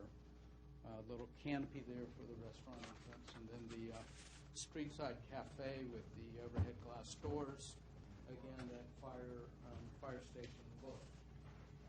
The proportions are essentially the same. The window spacing is a little different. Of course, this is one overhead door with glass, recalling that fire station flavor rather than the two that are currently there. I did want to reference that I think your standards mention a Victorian style of architecture, at the same time referencing a post-Civil War style. That's a broad period of time, about 50 to 60 years. Both of these buildings that we're proposing fall into what most refer to as the industrial era age of architecture, which is marked by railroad expansion in post-Civil War times. It also was a time when new materials such as steel was being used. If you're familiar with some of Washington, D.C.'s historic properties, Red Lion Row, and some of the iron facades, those are all out of this same period of architecture.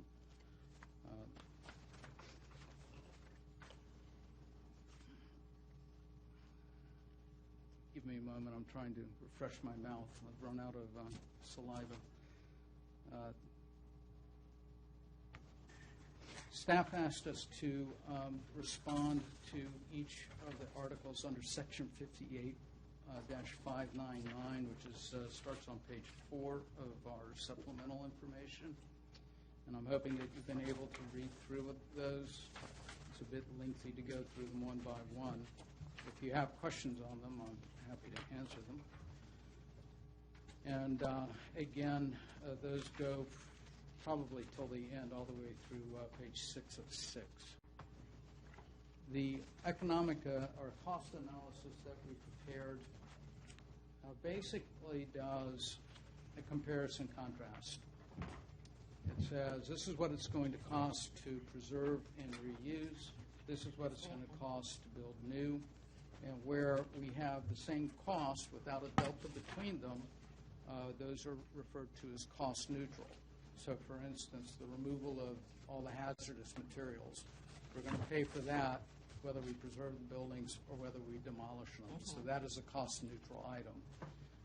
And you go right down the list by CSI, Construction Specification Institute's categories, and you basically get to the end. Now, this is not an actual cost estimate. This is a cost comparison.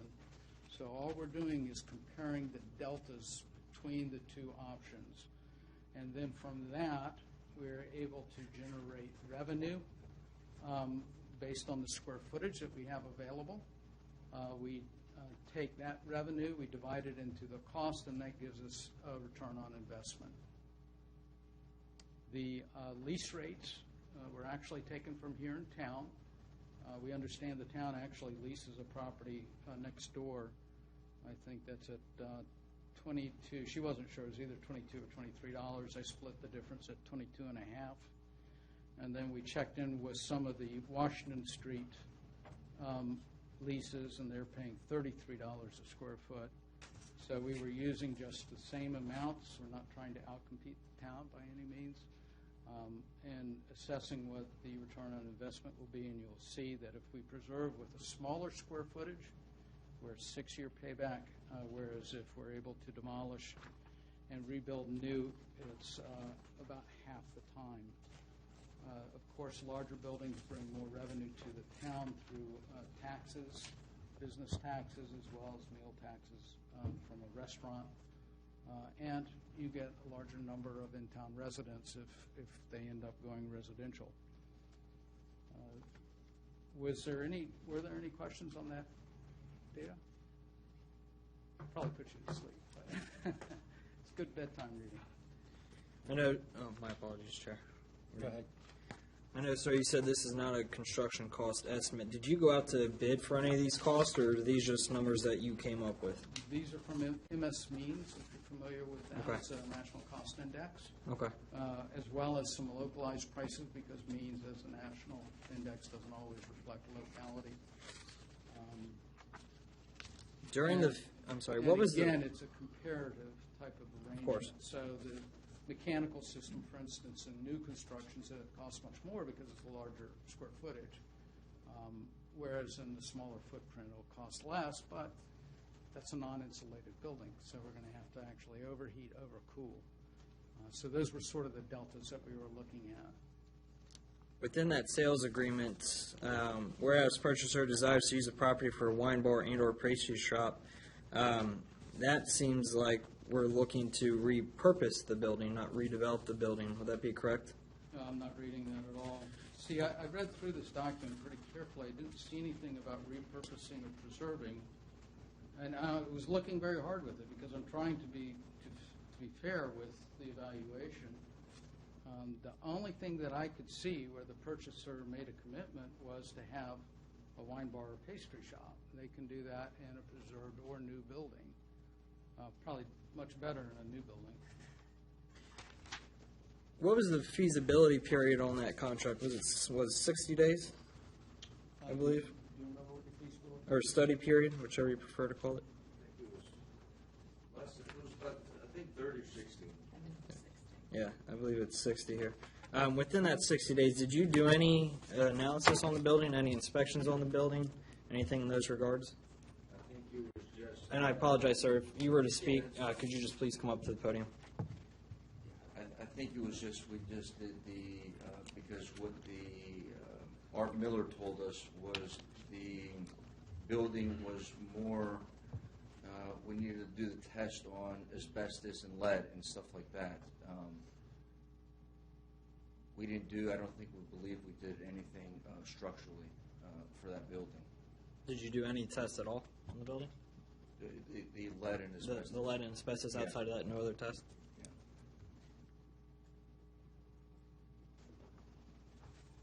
When you purchased the property, was it your intent to repurpose? Well, no, the reason why we wrote that letter is because we wanted to see what we could do as far as using that building or having a second phase and rebuilding it. Come to find out, 3 months prior to purchasing it, there was a large earthquake and damaged some of the building. And now going back to the building after 3 years now, 4 years, there's a substantial amount of damage into that building that's going to cost hundreds and hundreds of thousands of dollars to try to refurbish that part that's been damaged. So you're saying 3 months before purchasing the building, there was an earthquake that damaged it, correct? I think it was in August, yeah. It was in August? There was an earthquake, but. So, but what I'm trying to get at here is your sales agreement was dated the 4th day of September, and you closed in December. So that was well within your feasibility period to look at the construction of that building within that time frame. That fell correct. Yeah, that was it. Correct, but you bought the building knowing that earthquake damage was done. Because they were selling it as is anyways. So So it didn't matter if I did the report, it was basically throwing money down the drain because they're selling the building as is. So whether I purchased it or the next person purchased it, it's an as-is building. There's no contingency if we found something, like you would purchase a home now, there's a contingency if the roof is damaged, then the homeowner who's selling it needs to replace it. Well, there's many things that were wrong with this building, but we had the intent of fixing it and doing the things the right way, but with so much damage, it's almost impossible. Well, it actually brings up a good point, because even if you had realized that it was damaged at that time, process No. and fix components. Mr. Art Miller never told me any of that stuff. Correct, but isn't Virginia a buyer beware state? Of course. Absolutely. Of course it is. But then you have to ask, now, we're trying to respond to the speaker who raised the question. It really isn't germane to an ARB meeting when we've already determined that we're given a condition of a building.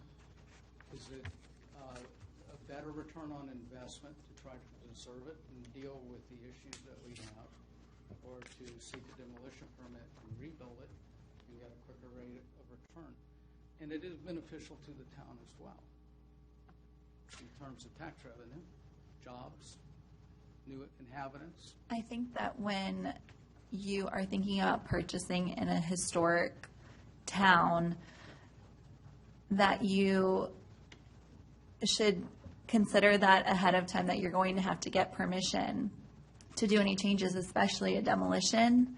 And so thinking about that when you were going into making the purchase, knowing that there had been an earthquake, knowing that the building was historic and very old, it seems like it would have made more sense for you to have those inspections done ahead of time so that you could make that decision of whether or not you were still going to purchase it if it was going to need all of the repairs.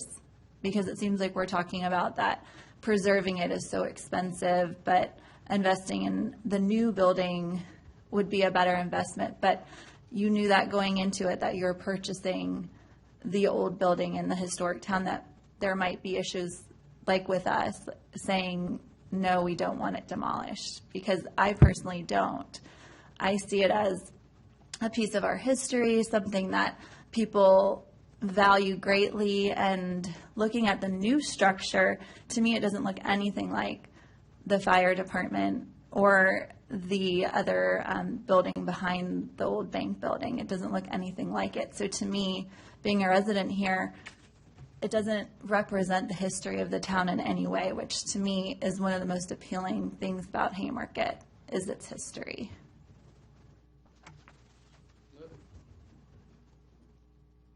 A question for you, Steve. Right now, I feel like we have a one-sided story here. Okay, I'm hearing how this is a decrepit building and that all this stuff. What participation has the town taken in evaluating this?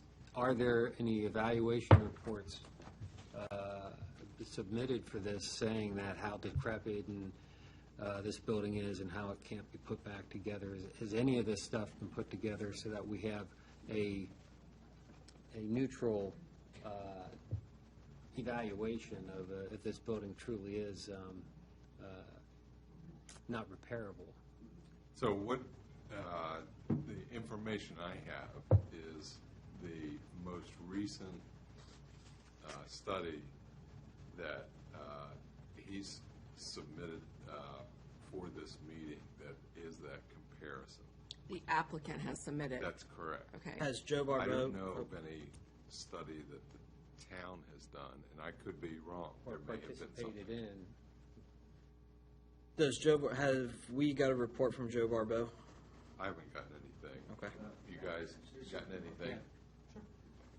When we met back in February with Susanna, she no longer works here, but we asked him for a written statement of what his analysis was of walking through the building.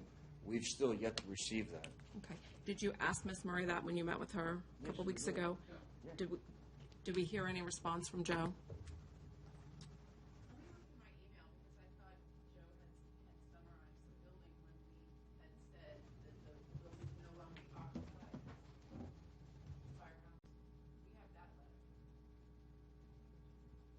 I never knew about that.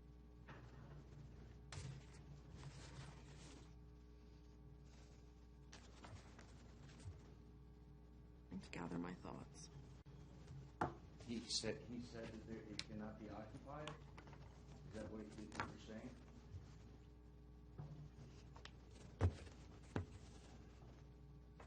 Since you're putting a condemned statement on it, it's condemned. You can't occupy in the current state. Yeah. See, I Back when we understood that there were, that they were letting folks use the inside of the firehouse, we had. Oh, for Yes. For the orange, Yes, for occupancy, yes. That's when we had Joe. well, obviously in its current state, And you can't. Right. Draft a letter saying it wasn't habitable, I'm not saying it right, habitable at this point in time. Okay. That's the letter that I can produce. I don't have, since I've been here, there wasn't an inspection done to determine the structural issues with it or anything like that. The burden really is on the applicant to show. But at the same time, being the fact that the building has significance to the history of the town, I feel like we need to protect ourselves as far as when someone applies for demolition, we need to have more than one opinion. You know, I mean, if I want, and I'm not saying this is happening, but just if I was going to do something, I would want more than one opinion. If I have someone do work on my house, I get more than one quote. So Yeah, and everything we're hearing, well, yeah, there weren't codes back when, and, you know, hearing that, oh, well, it can't be corrected in any form, you know, that's hearsay on your part. Let me clarify, because Right. you are kind of putting words in my mouth. That's not what I said. What I said is that it's less expensive. We get a Right. quicker rate of return to remove the building and rebuild new. Right. It gives you more square footage for residents, more square footage for tax revenue from a restaurant, et cetera. There are reasons for building new. Now, we could invest a ton of money and try to save that building. I expect that what we would end up doing, though, is tearing down the walls and rebuilding them. I've already explained to you that the masonry that's used in the construction of that building is inferior. It's just not going to last. There's not much that we can do to preserve that indefinitely. There are structural issues. Sure, they could be corrected, but what is the payback on that? And that was the assessment that we were asked to produce. So just, I mean, I'm not saying that it can't be preserved. I'm saying that financially, which is what we were asked to produce for you, it doesn't make a lot of sense. For you financially. That's what we were Right. asked to Okay. do. And I understand That's- the emotional attachment to it being a historic building. I can't address that. Right, absolutely. That's yours to wrestle with. Right. I will just say that there are many buildings in this town that people said, oh, no, you just have to bulldoze that, you can't save it. And it's been done. And it's not inexpensive.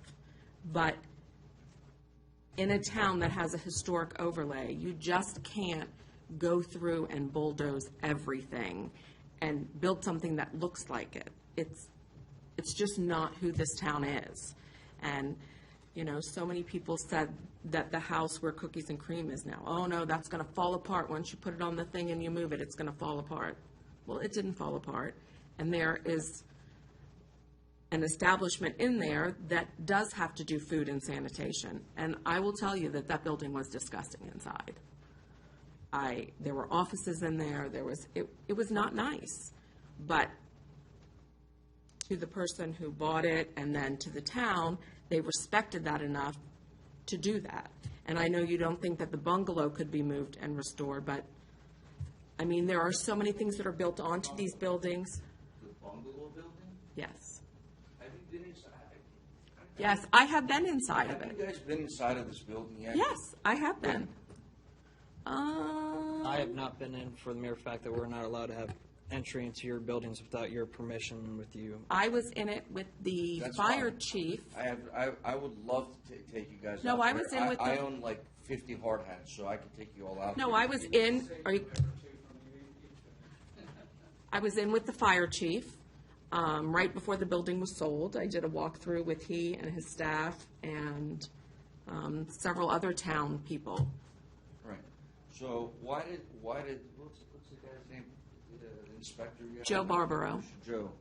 Why did he tell the Rurtans that they cannot sell out of that building? Because at this time, in its current condition, you couldn't just move it, let people inhabit it now. I'm not denying that there need to be repairs to it, Right. but I'm not saying that it's to the point where it should be knocked down.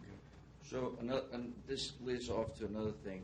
Since the fire department turned it over in 2002 to 2003 to Prince William County until we purchased it in 2013. What has the town done to restore the building? It wasn't our building. It was Prince William County. So what has Prince William County has done? That is not to my restore the issue. building That is not my issue. before they turned around and sold it to me? Correct. That is your Conan issue with Haymarket Prince is William separate. County. No, I Okay. get that. I get that. No, but that's not our issue. Our issue is where we are now. And that building has significance to the history of the town, and we would like to preserve it. I understand you would like to preserve that. I get that, and so would I. That was my intent when we went to go purchase it. But we've now have spoken with legal counsel, and we're ready to pursue legal action because Against of who? to the town of Haymarket and to Prince William County, and this will happen. And I didn't want to take it to this point because I want to work with you all. You know, we're a family-owned business too. We've been here for many Okay, years well, into this. This is being a very confrontational and No, I don't want to threatening, but that's what you're It's doing. not threatening, but I explained this to Mrs. Kimberly last time, that we have substantial amount of evidence of why this building has not been taken care of in the past 10 years, and now it feels like it's a burden on me. Okay, but you bought that building without any inspections. Buyer beware. You signed a thing that said as is. No. Prince William County left it the way it I'm saying you bought the building in the state that it was in when Prince William County Fire Department said as is. And you bought it. So you, Mr. Chairman, I might suggest that this really isn't germane. no, it's not. The only reason we're discussing it is because it was mentioned by Marchand. No, that's not why we're discussing it, because it was mentioned by Marchand. Marchand is a resident of this town, and we are all members of this board. Yeah, I'm sorry that I didn't hear him come up in testimony or discussion until he presented in March.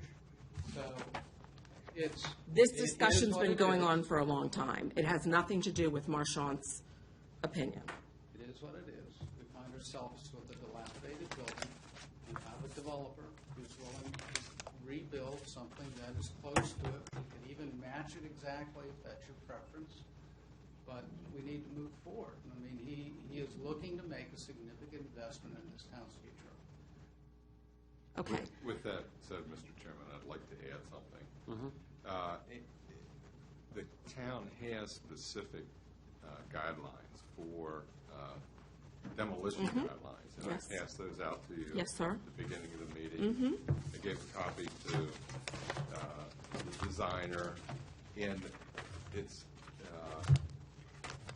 3 or 4 short paragraphs, but it is very specific, and it relates specifically to the discussion tonight regarding the demolition guidelines in the town code with requirements for all demolitions for building. And that's really the procedure and the guidelines that we're trying to follow tonight to get to that point, to make so that you can make a decision.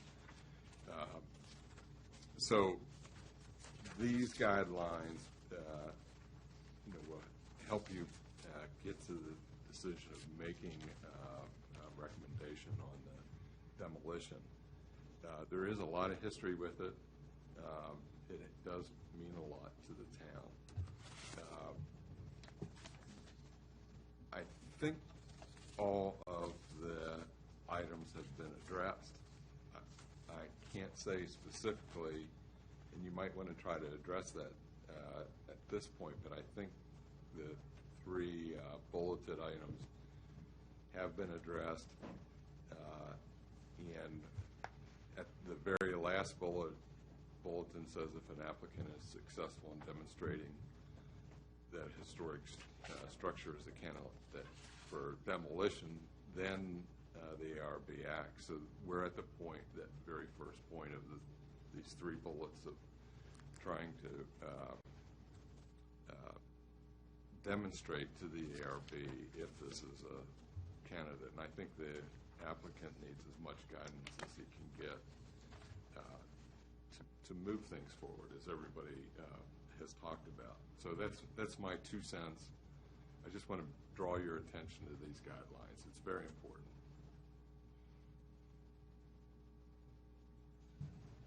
Can I ask any questions? Oh, sure. Oh, okay. I was going to ask, to me, when I'm hearing all of this, and I don't know if this is true, it seems like when you purchased it, you might have had the idea in your mind already that you were going to like just tear them down and rebuild.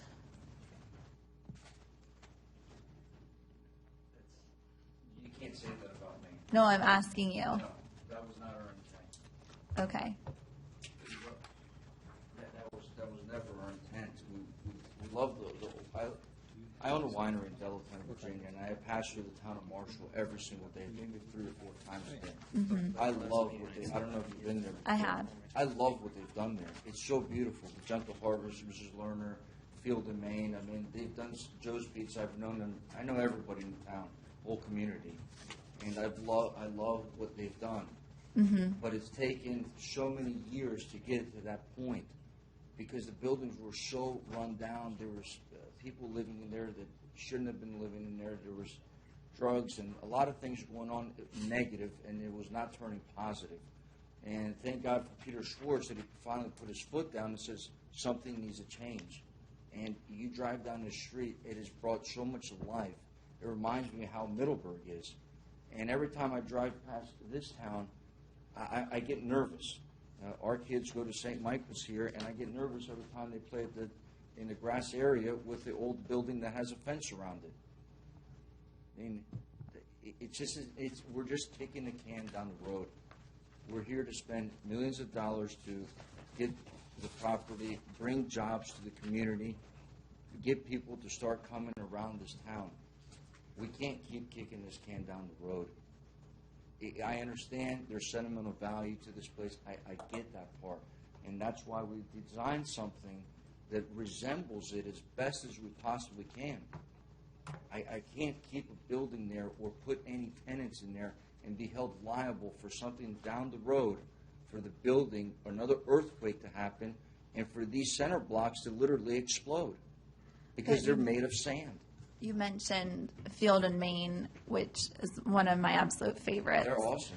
Yes, and I feel like you could definitely do that with those buildings. Gentle Harvest is if one of my if you were to tenants. renovated them. Gentle Harvest is going to be one of our tenants.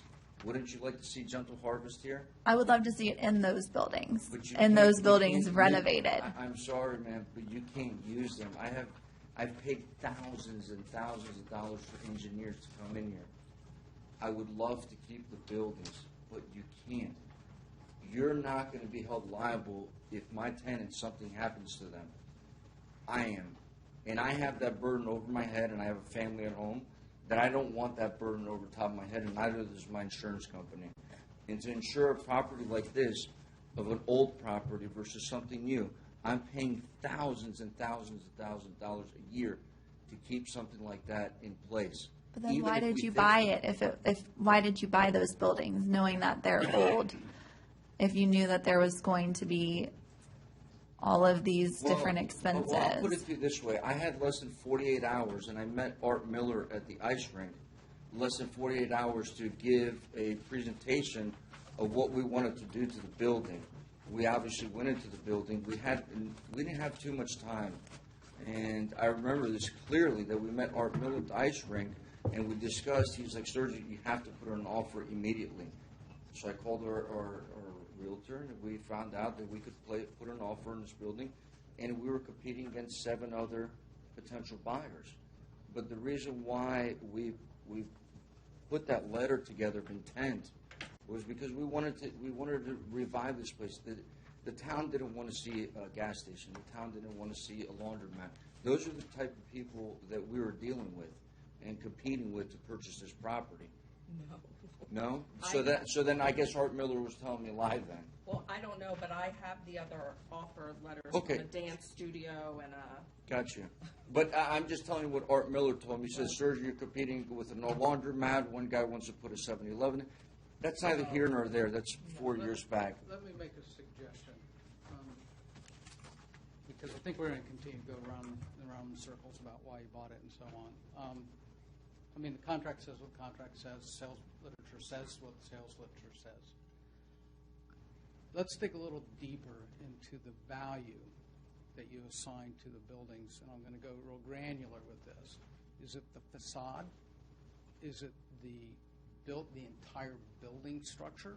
What is it that you consider to be historically significant enough, besides its age, to keep it as is?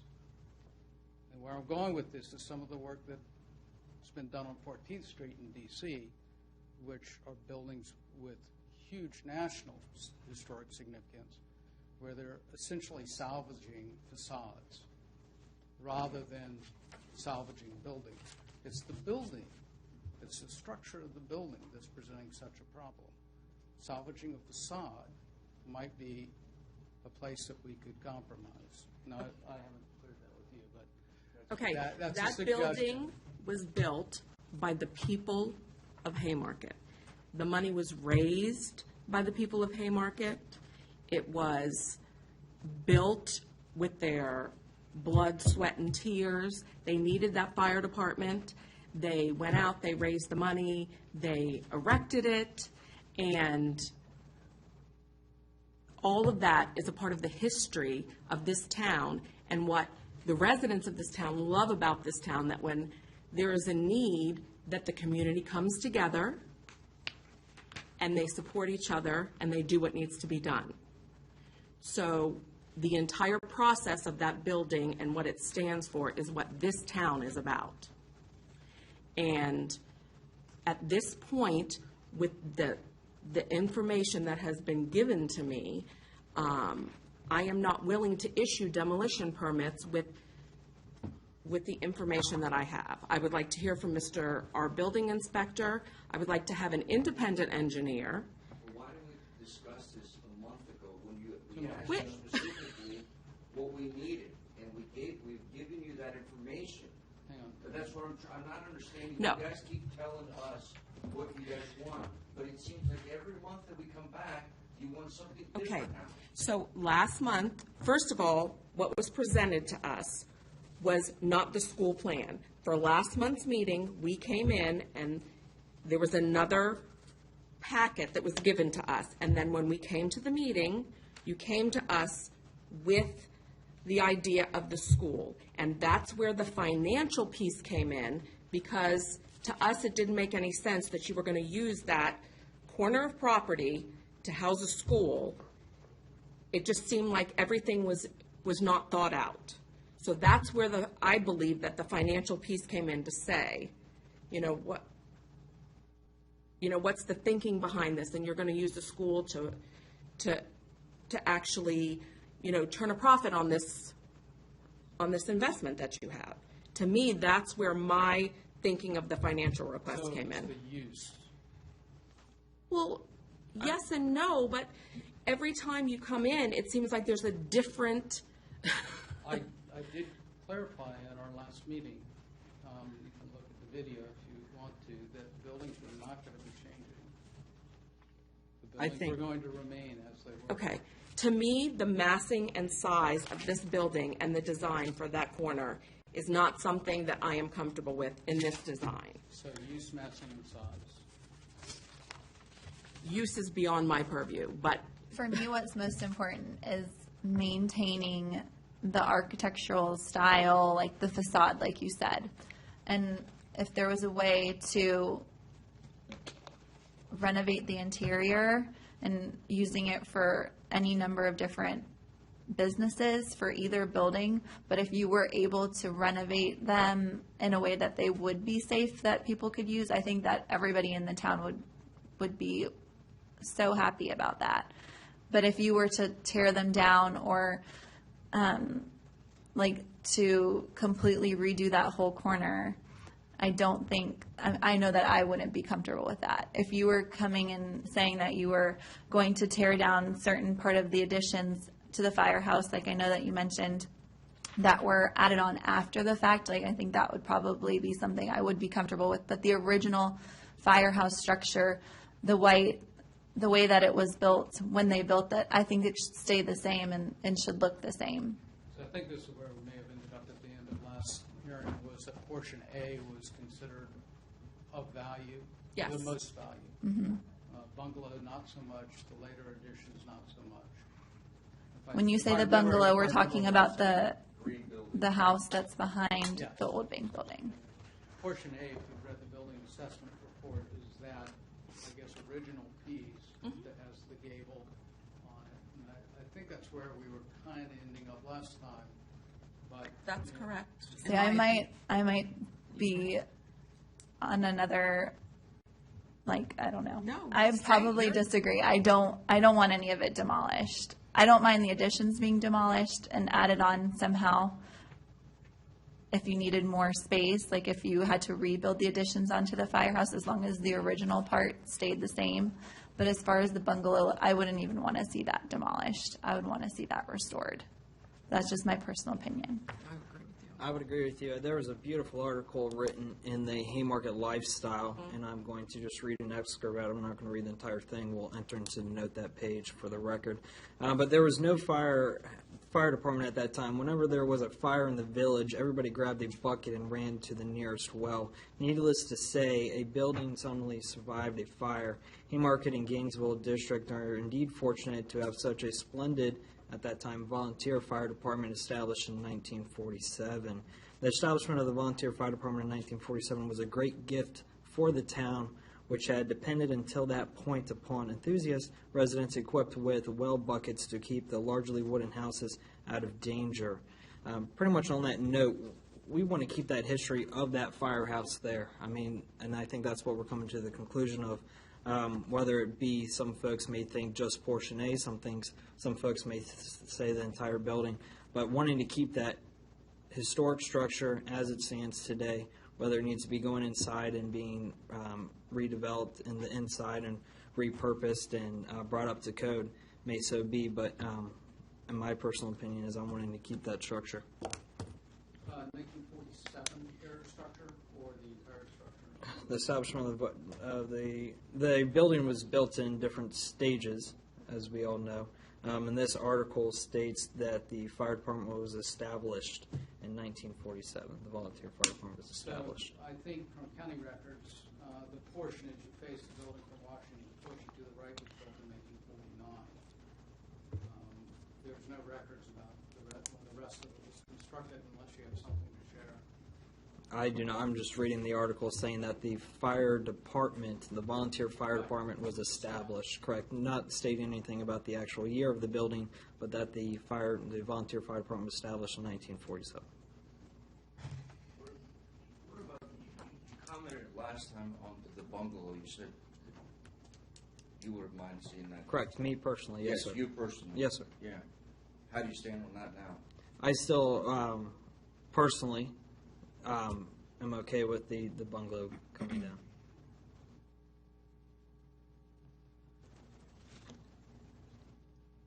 Did you say no? Me personally. No, I say no, yeah. And that's the beautiful thing about this board is we all have difference of opinions and we all are able to be friends at the end. And everyone has a difference and not everyone always has to agree. So Sure. that's-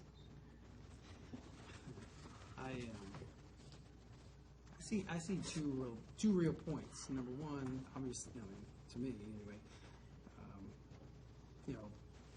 the argument is that from their perspective that the building needs to come down because it's not structurally sound. So I agree with you that if that's true, then you said you've had many engineers go in there. Yes, sir. Let's see an official Yep. neutral party do an analysis and A neutral part. No, they provided a report in our last meeting. And then number two, as far as a replacement building, I would want to see, I mean, again, you've got some drawings here, but at this point, if we were to approve demolition, I mean, this is nothing. It's not, there's no, building permit, so I think that the demolishing and the replacement building need to go hand in hand. And I Because if think you just that's where we would tie within our ARB guidelines, 6A, The demolition may occur only following the receipt of a building permit for the new construction. So if I might tag on to what you were just saying, we've spoken about the possibility of facade, maintaining the facade. We've spoken about the possibility of removing it, rebuilding it, perhaps exactly, so that we could be using modern technologies to alleviate structural issues, moisture penetration, thermal and mechanical issues, and electrical issues. That's another option. An option, which you prefer, is to keep everything and reuse it. And then the last option I heard was maintaining portion A as part of the development and restoring that portion of the building. Did I capture all those right? There are about 4 or 5 discussions items I've heard. I think you did. Okay. Just want for clarity. That might help you, might not. I don't know. I just don't see, I personally just don't see a clear path to approving a demolition permit tonight without, again.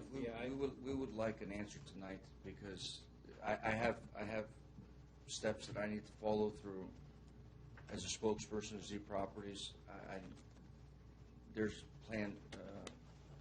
the next steps that we have to follow too, with what they sent me here to do tonight. And this is the reason why we spent tens of thousands of dollars on the information that we've provided for you all, so we need an answer tonight. And we would like to carry it forward in some fashion. Just understand, there's lots of things that we need to do downstream of this meeting.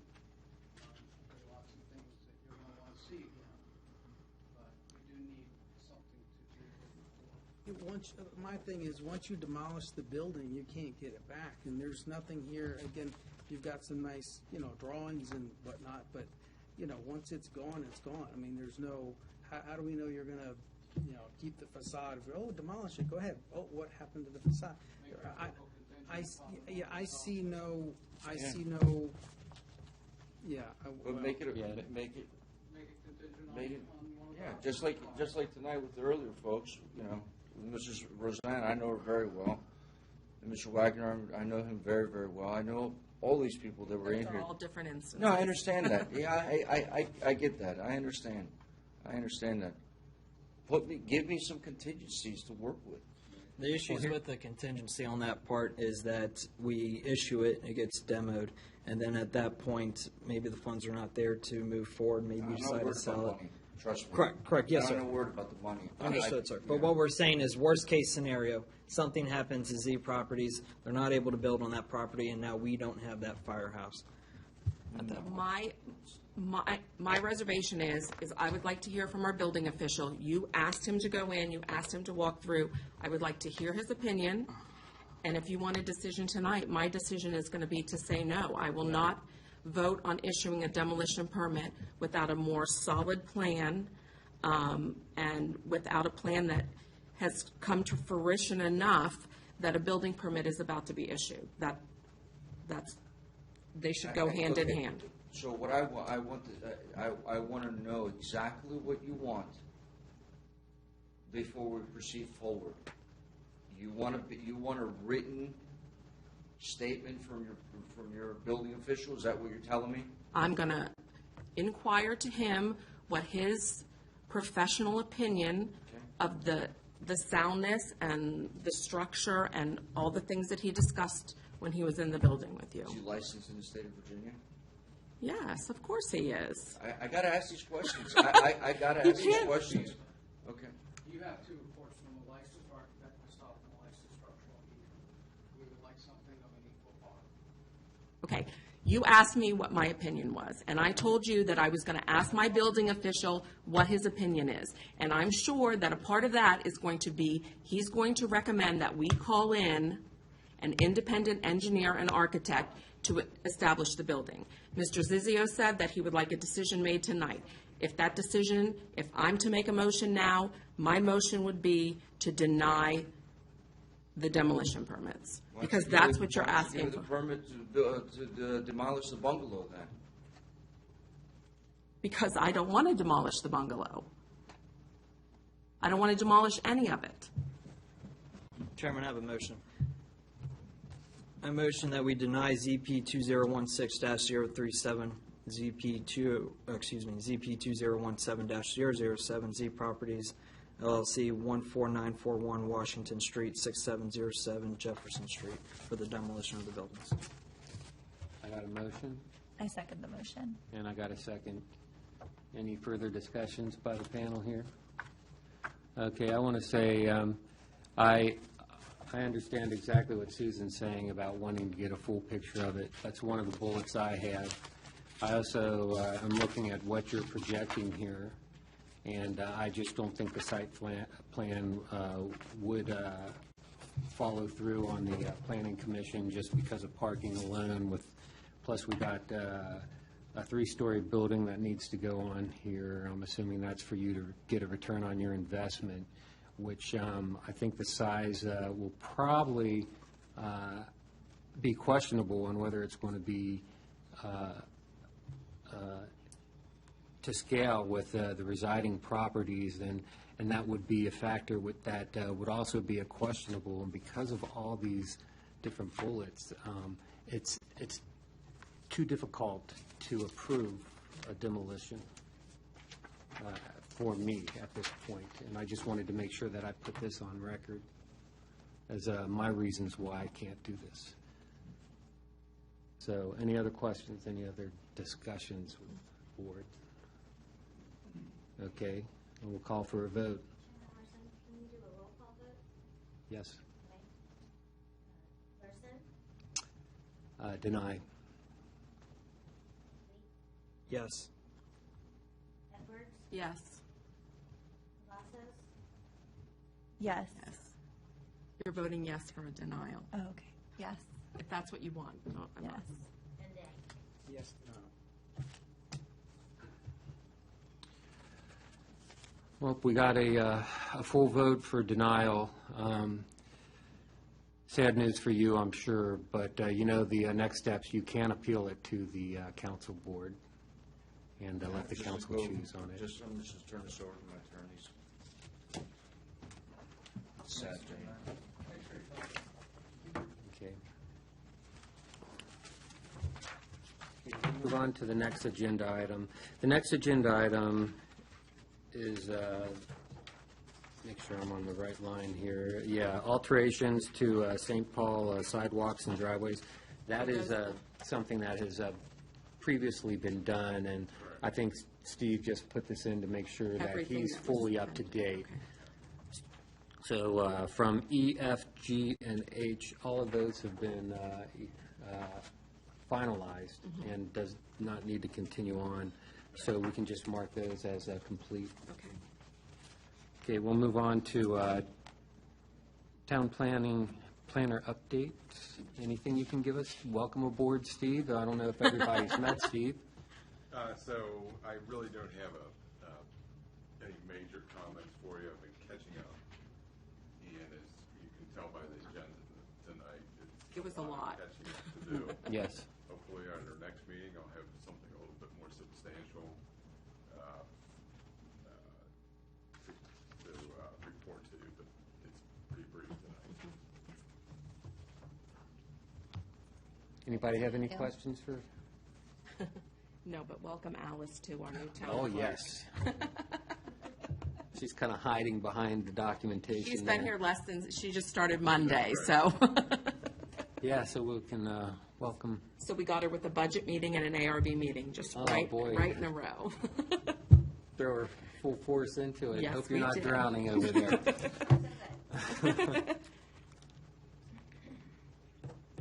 And Okay. are we going to go to my? Welcome aboard. Now we'll move on, unless anybody has questions to Steve or Alice. Okay, we'll move on. I can tell you that I haven't received any new applications since last week, so I think everybody was trying to make this Okay. agenda. Okay. So we'll move on to the town council update. I will have to say that I was on vacation for the last town council meeting. The only thing I do know is we had another budget work session on Monday. Was that Monday? And we're coming very close to firming up a budget. We are very happy that Steve and Alice are both here. Hopefully, we're going to be moving in a positive forward direction, and the town council has a lot. We're working on the town center property, and we're looking forward to the police department with their new cruisers, and this Saturday is Earth Day. Don't forget, 9 o'clock at the new town park.